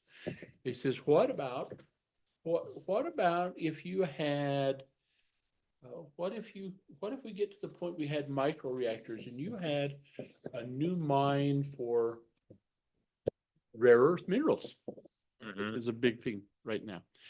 And there wasn't a resource power line there. What if we had a microreactor built, 25 megawatt capacity, or maybe even 10 megawatt capacity, and you could just set them up. You could bring them in modularly. This would be something this could fit on a semi truck flatbed. Okay. Exactly, in like a C box, right? Yep. And then you could stack them as you needed More. to increase. Oh. And then the utility wouldn't have to bring in all this power line. And then as their fuel is spent, then they pull them out, replace it, go back and do the whole storage thing. And they just, it opened my mind to all of this. Holy smokes. Hmm. There is maybe some pretty cool potential. So we come back and start talking to the governor's office, and he says, we really need to get on this whole all energy. We need to have somebody driving the bus. Let's not lose this opportunity of really being able to benefit the state and add new industries and to just overall improve the health of the state's economy. Mm-hmm. And about a year, we had a guy living here in Lander. His name was Marcio Beretta Perez, and he worked for Knowles, then left Knowles and was working for the Business Council.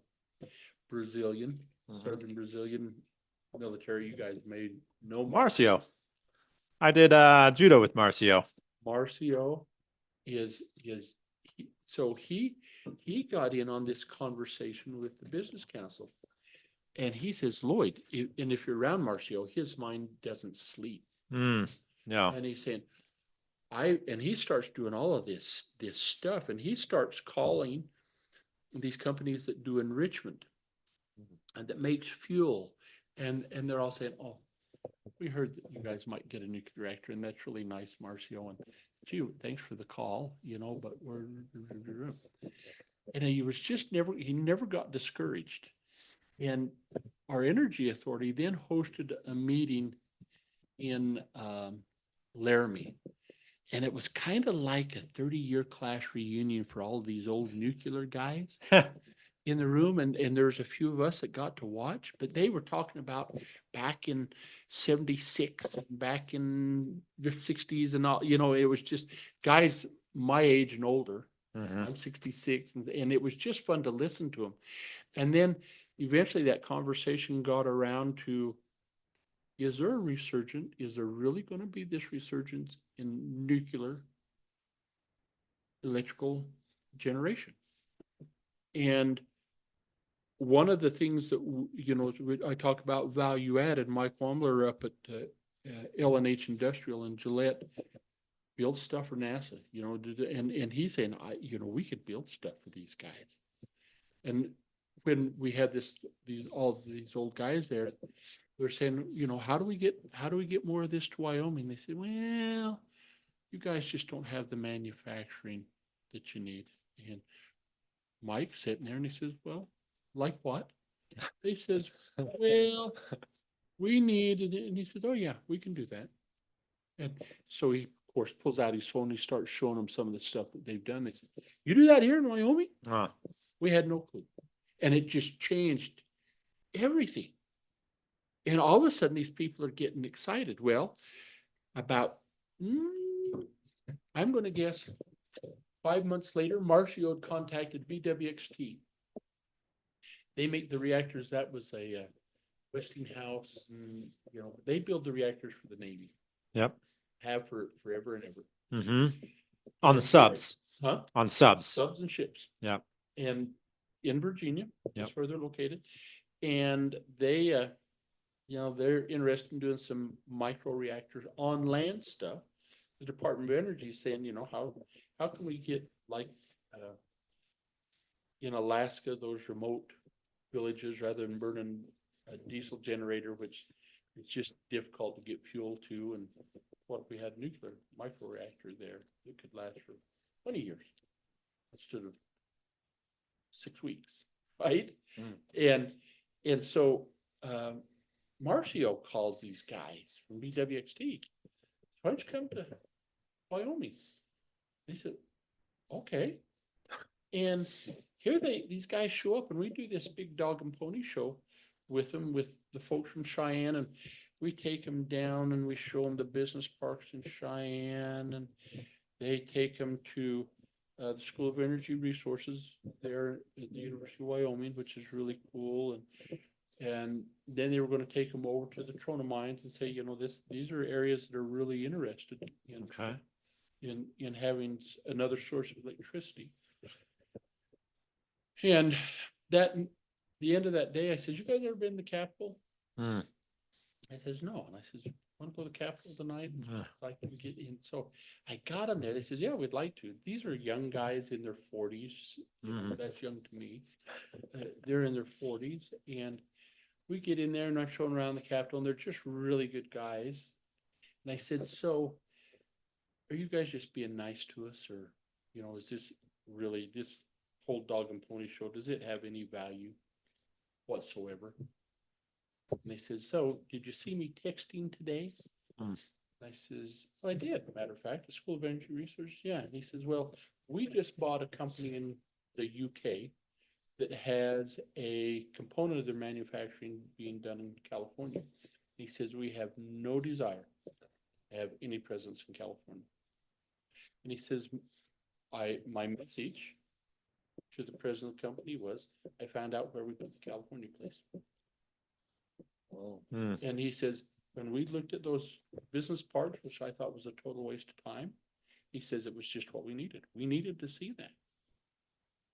And so now, through Marcio's leadership and leadership of Rod Krager and the Energy Authority, BWXT has signed an agreement with the state and with the Department of Energy to develop some microreactors using and having that being done in Wyoming. Where in Wyoming? They're going to do that in Cheyenne. Okay. Now, they've also just recently announced a second agreement to look at building or manufacturing fuel. Mm-hmm. The uranium, which is a clean, great job. And, we're going to show them around here. that's really exciting. We'll show them around here. About 4 weeks ago, was with a group from California venture capitalists that also want to manufacture fuel, but want to sell it globally, don't want to just sell it to utilities. They think that there's a market. And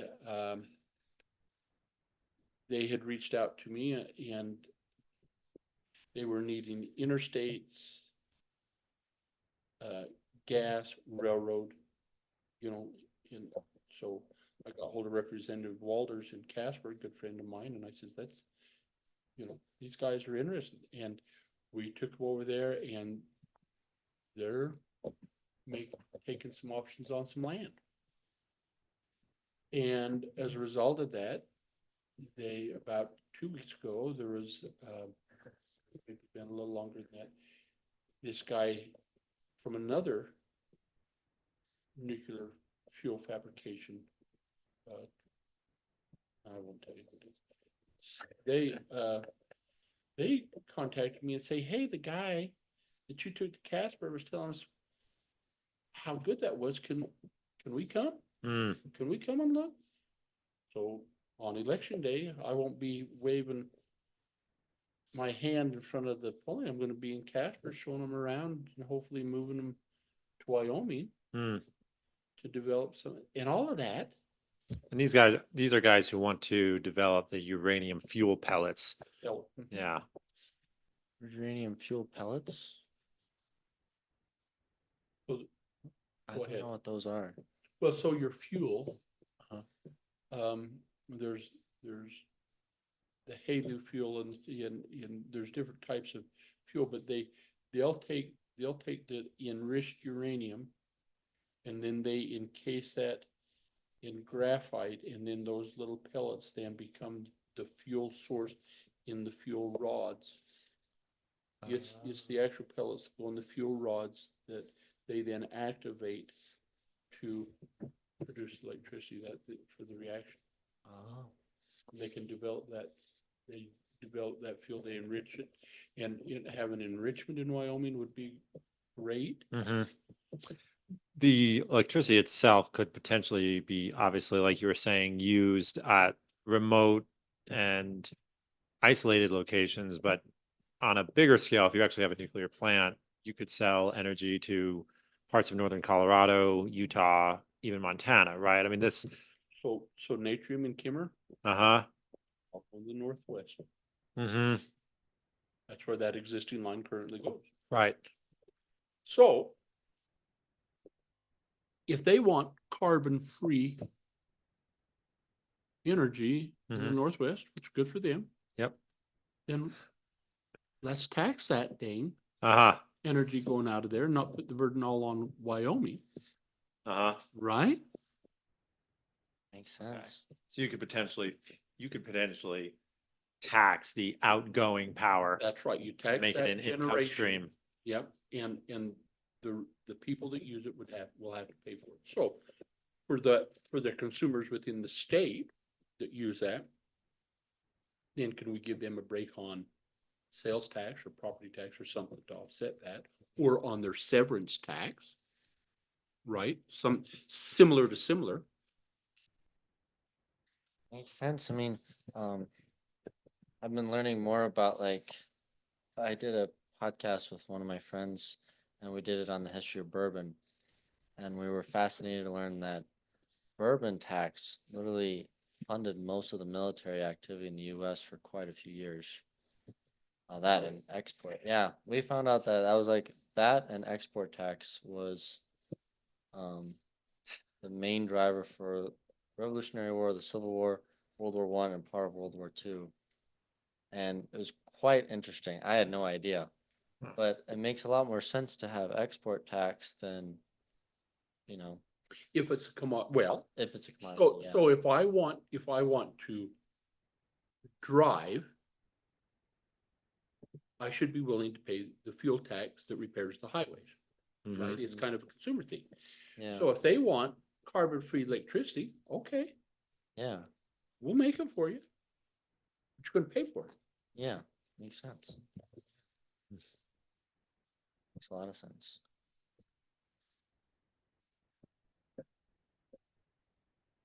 Yeah. So do you think are they planning then to do those microreactors pretty soon then? Do you know, or? I don't know what their timeline is in getting that done. They're working to start doing that. And so interestingly enough, in the conversation with Natrium, which is the Bill Gates company building the reactor in Kimmer, when we started saying, well, let's talk to these other companies, there was this a little bit of fear that you brought us to the dance. Wasn't our dress pretty enough? And so you think her dress is prettier than ours, or almost a little concerned that maybe we were going to take them home from the dance. We're going to go home with somebody else. And we've had to just work through that process as legislators and with governor's office and the governor's office, working with those and saying, listen, we just like to dance. We don't care what the color of your dress is. We just like to dance. And so we want to dance with you, and we want to dance with you. And if you've got friends that like to dance, bring them too. So we just want to dance.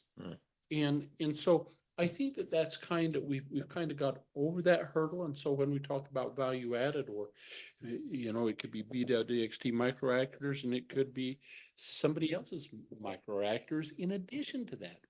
Why would we care? Yeah. Makes a lot of sense. Your idea is that there's plenty of room at the party. Yeah.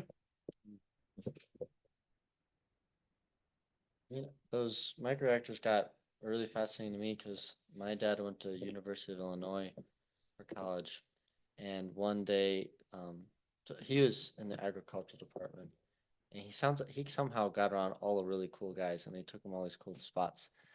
But U of I had their own personal nuclear reactor in the basement, and so they took my dad down into it, and it probably filled the size of this room. Hmm. And like this powers the campus. We just don't tell anybody because it's just kind of our personal project. But yeah, this thing works great. And so I was like, why don't we put these everywhere? This would be awesome, you know?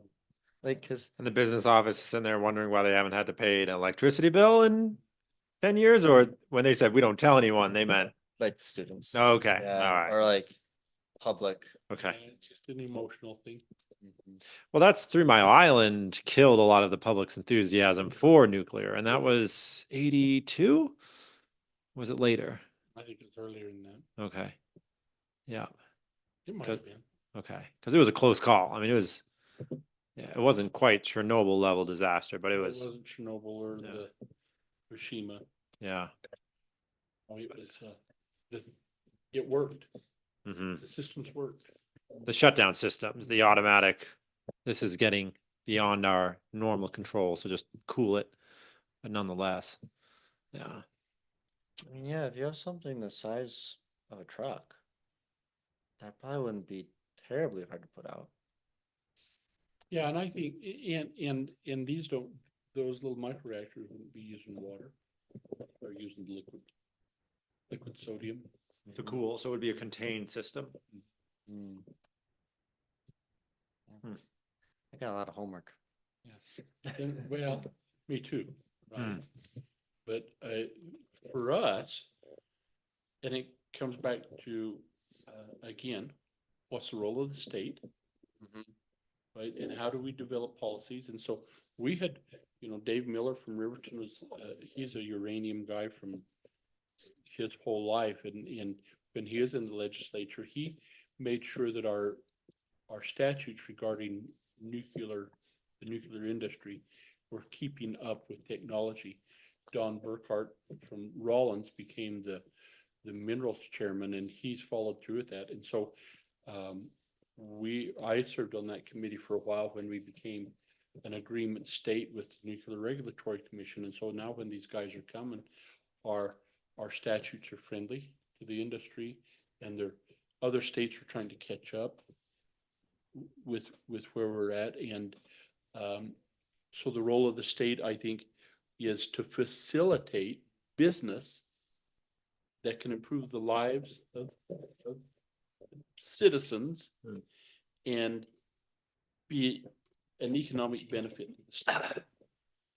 And so, if that means we have to hire a few more people so that they can get air quality permits out on time, that's a reasonable expectation Hmm. from the people that are paying all the bills. You want someone to be there to pick up the phone when Yeah. someone calls and says, I need this done. Yeah. What drew you to politics after your career in providing service to the petroleum industry? Well, I actually went into the legislature while we were still in business, Oh, okay. and had never held an elected office. My brother John came into my office down here on Second Street and said,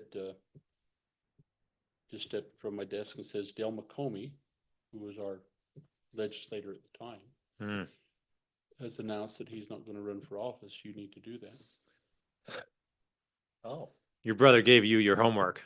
Well, and so, if you, again, I talk about dictionaries, but if you go to the dictionary and you look up Big Brother, my brother John's picture really should have been, he was the perfect big brother. Hmm. I mean, he used to thump me all the time, but he was always so kind as well.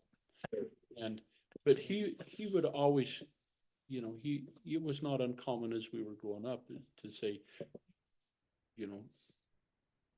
either a dare or a directive. And I learned I learned that even the dares were never going to be harmful. I just really learned to trust him. Hmm. And there was mischievous things, but I knew that it would never hurt me. Sure. And so there were a lot of things that he talked me into doing that I probably never would have done. And Wow. so when he says you ought to do that, because we would always sit and say, geez, what are those guys doing? If I were, if I were doing it, And so there was, when I thought about it, I couldn't find a reason not to. I wasn't confident that I could do a great job. Just should I? And if not me, then who? Type of thing, right? So I tell this story often. I went home and I told my wife Becky, I said, I think I'm going to consider running for legislature. And she gave me that look that, okay, that you knew it wasn't okay. You knew there was something missing in that look. And so I said, the next morning, or later that day, I can't remember which now, she come to me, she says, I've been thinking about this legislation thing. She says, I think you'd do a good job. She says, I really do. She says, I just need you to swear an oath to me. She'd never said anything like that before me. And I says, well, okay. She says, you have to swear an oath you will never run for governor. Oh. And I said, well, that's easy. Right. I have no desire whatsoever to run for governor. But I says, why is that? And she says, the thought of being first lady just makes me ill. And it was, and I said, well, we're going to be okay then.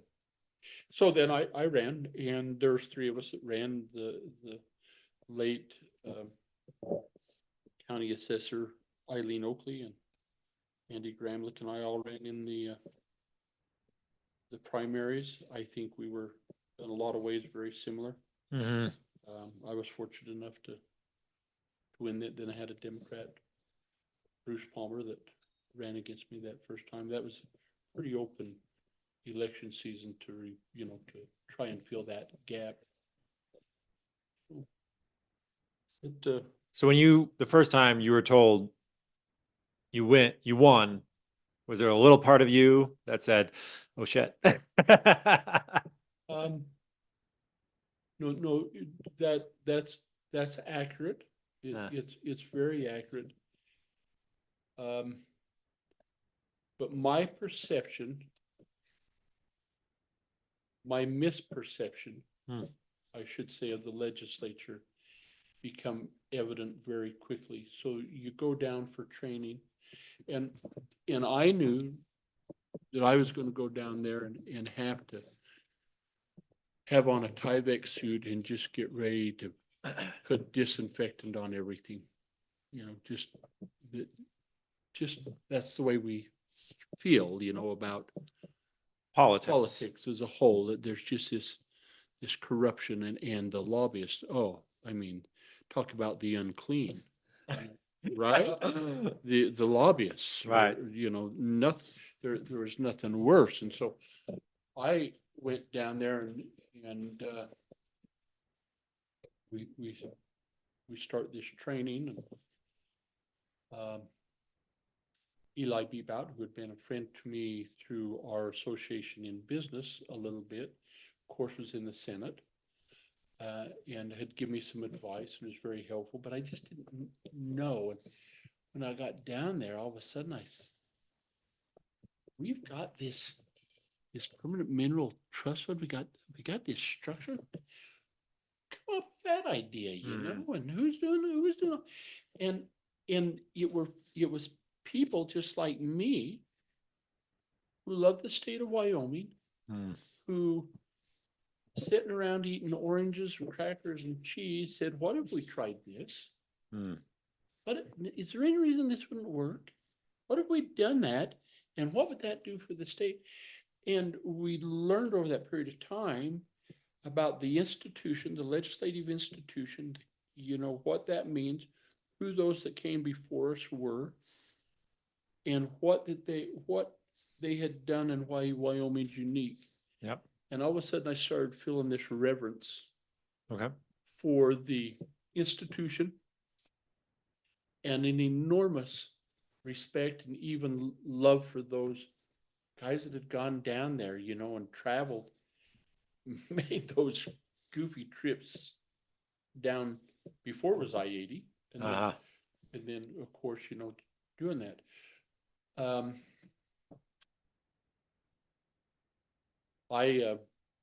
When you're elected, they ask you what committees you'd like to be on. I said, well, I'd like to be on minerals and transportation. I understood that.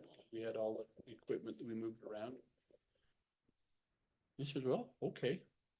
Tom Lubnow, an attorney from Gillette, was the Speaker of the House. He makes those decisions.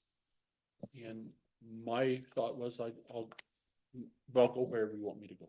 Mm-hmm. I'd been in there about maybe 2 weeks, and he came to the Transportation Committee and beckoned me to come to the door. As I did, he says, I need to ask a favor. He says, the chairman of Labor and Health has had a run-in with one of the committee members. He wants off. She wants him off. I need to replace him, and he would work on this committee. Would you be willing to go to Labor and Health? Sure. Right? That's what you do.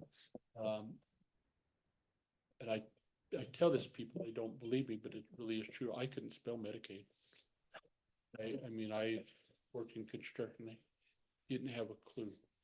MEDICADE. I didn't have any idea what the healthcare issues and all of this stuff that is going on. And we was in a big, Tom Forsman was the director for the department, and he was engaged in doing this revamping of policies, and I was behind the 8 ball. I didn't understand any of it.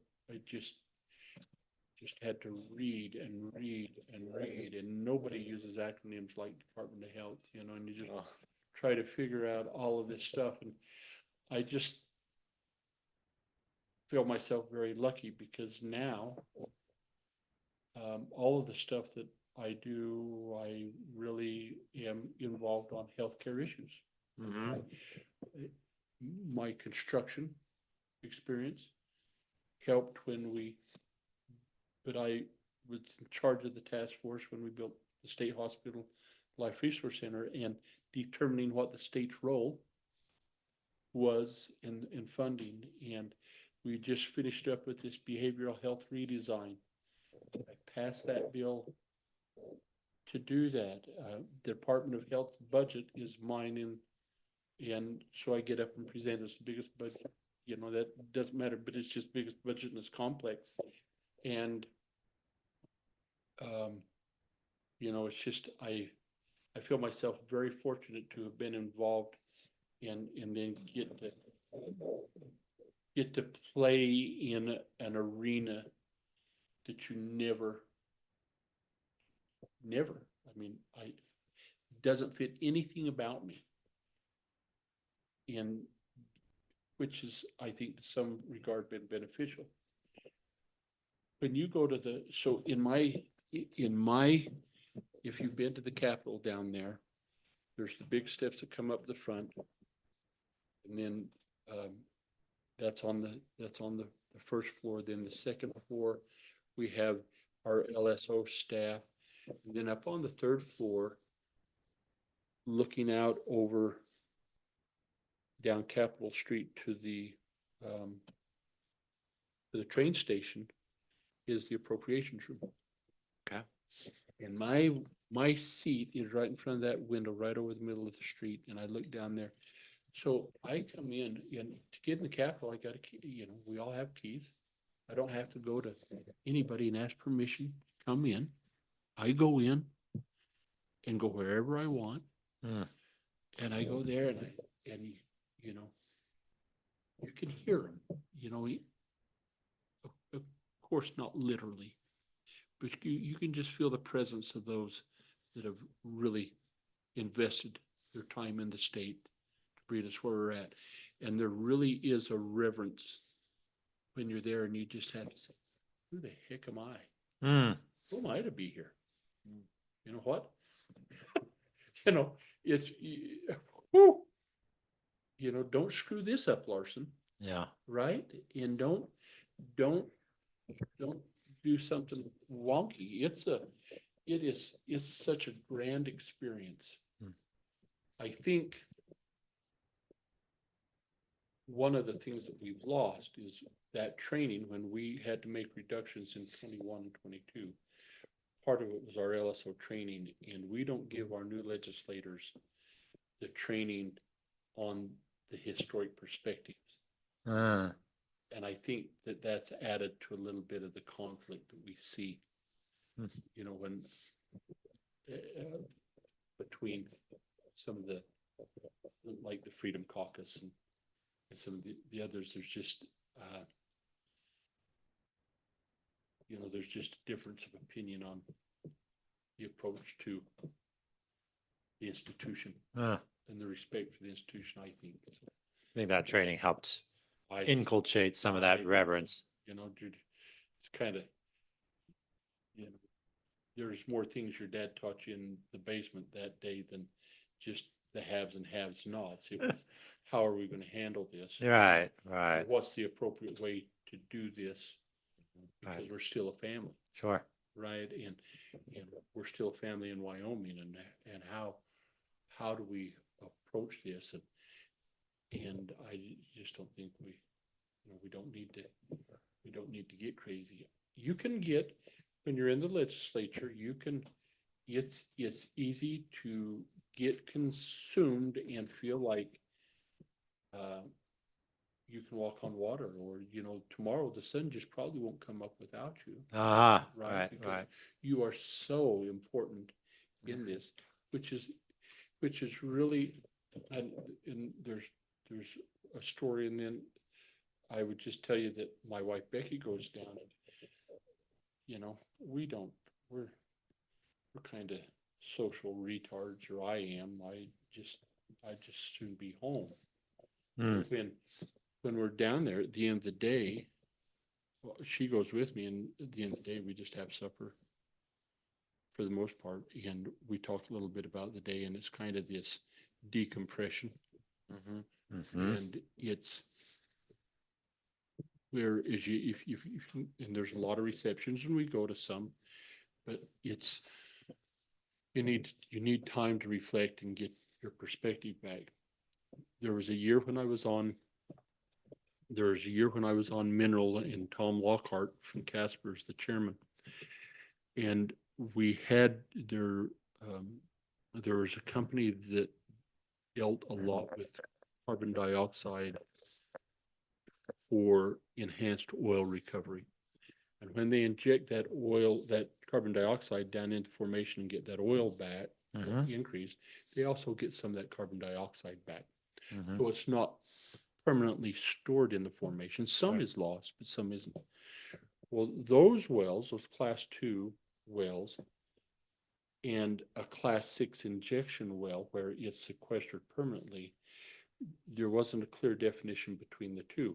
And this company is saying, we really, for all we're doing with this CO2, we need this corrected. And so there was an effort during the interim to get that changed. And as I got looking at the bill, it appeared to me that they had the Oil and Gas Commission having some jurisdiction over the Department of Environmental Quality, which shouldn't be, and seemed to, so I started asking, and with the Oil and Gas Commission, he says, Lloyd, we tried to tell you, nobody would listen. So you guys, he says, you legislators, do what you're going to do. We'll try and make it work, but you're right. That's wrong. And I says, well, what do we need to do to fix it? Got him and the director from Department of Environmental Quality together, and he says, well, we could do this and this. So I went back, and I got with the Chairman Lockhart, and I pointed that out to him, and I says, this is really where we need to be. And there's some hesitance, but my familiarity just in the industry a little bit helped me. And at the end of the day, it made it just a much, much better bill, and the bill passed. Well, their lobbyist, who was from Dallas, Texas, served on Bob Dole's campaign, he was just thrilled. Mm, And he couldn't say enough good about Lloyd Larsen. mm. Lloyd just saved the day. You know, our winters aren't going to be as cold and our summers are not going to be as hot, all because of Lloyd Larsen. Right? Yeah. And he took us all out to eat that night.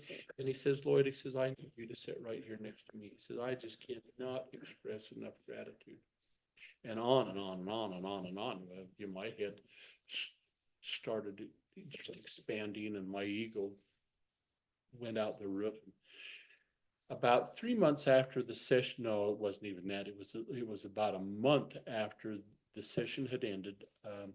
In our company, we had sold it at the time, and so me and one of the other individuals in the company were in Dallas, Texas. Yep. Meeting with Anadarko and some other people. And he says, I know this guy that deals a lot with carbon dioxide. His office is here, and his name is Fred. Yeah. And he says, I'd like you to meet him. I said, oh, I kind of know him. I said, we just worked on a bill for him. And he says, well, I've got an appointment for us with that. We're going to go meet him. So when we pulled in there, I says, don't just introduce me as Lloyd Larsen. Don't tell him in the legislature. Don't tell me. Because I says, I was with him 3 weeks ago. I just want to see how this works. So he introduced me. He had no clue who I was. What? Really? No clue who I was. And we spent, and my companion was actually in the Montana legislature. And so he was just stunned. You could see he was stunned. And so he kept throwing these bones out. And he says, well, do you know any of the Wyoming legislators? So I know all of them. We just passed this bill in Wyoming legislature, and went on and he named all these guys, and it just never did click for him. Well, it got to the point that you could never tell him, or it would have really embarrassed him. Sure. Right. Well, that was very courteous of you. Yeah. But it was just such an incredible lesson for me. Because you're just this little point in time, you know. Sure. Get accomplished in the legislature, and you can't forget that that you're just this little piece of a bigger, much bigger, and a much better entity. And if you think it's all about you, and you let that get in the road, and you'll see it from time to time, you're not going to do good work, and you're not going to get the things done for the state. And so you can't be thin-skinned. If people say that's the dumbest bill I've ever heard, okay, what do I need to do to fix it? Yeah. Maybe you're right. Right. Or if you feel passionate, you can have that argument without him getting offended. Right. Without you thinking he's the enemy now. Yeah. I tell the story, Albert Summers, who was our speaker, is we came in together, dear friend. And he and I will get up and just push back on each other, be on the opposite on a bill. And then the next bill, watch out, because we're locked at the hip. Right. And I just think that's the sign of a healthy political process. And because the idea comes from a Democrat, should that matter? Right. You can still poke fun at them, right? And tell them they're the lesser species. Right. But if it's a good idea, why wouldn't we embrace it? Yeah. Those are wise words. Very wise, yeah. Unfortunately, we're out of time. Yeah, we'll have to close the door at the green. Yeah, we'll have to have you back. But I think we might have to name this episode "Don't Screw This Up, Larsen." That was a great summation of your training. Yeah, don't screw this up, Larson. I love it. Well, Lloyd, thank you so much for coming on and giving us your time and your wisdom and your thoughts on a whole variety of topics. And we'll really look forward to when we can have you back. Well, it was a stimulating conversation. Thank you. Good questions. I think we got through 3 of them. Yes, exactly. Yeah, 3 out of the 6. Yeah. Yeah, We did that's pretty good. That's ahead of the curve for the dragon. I don't think you're gonna get 1 or 2. Yeah, exactly. Well, good stuff. Well, thanks again. We'll see you soon.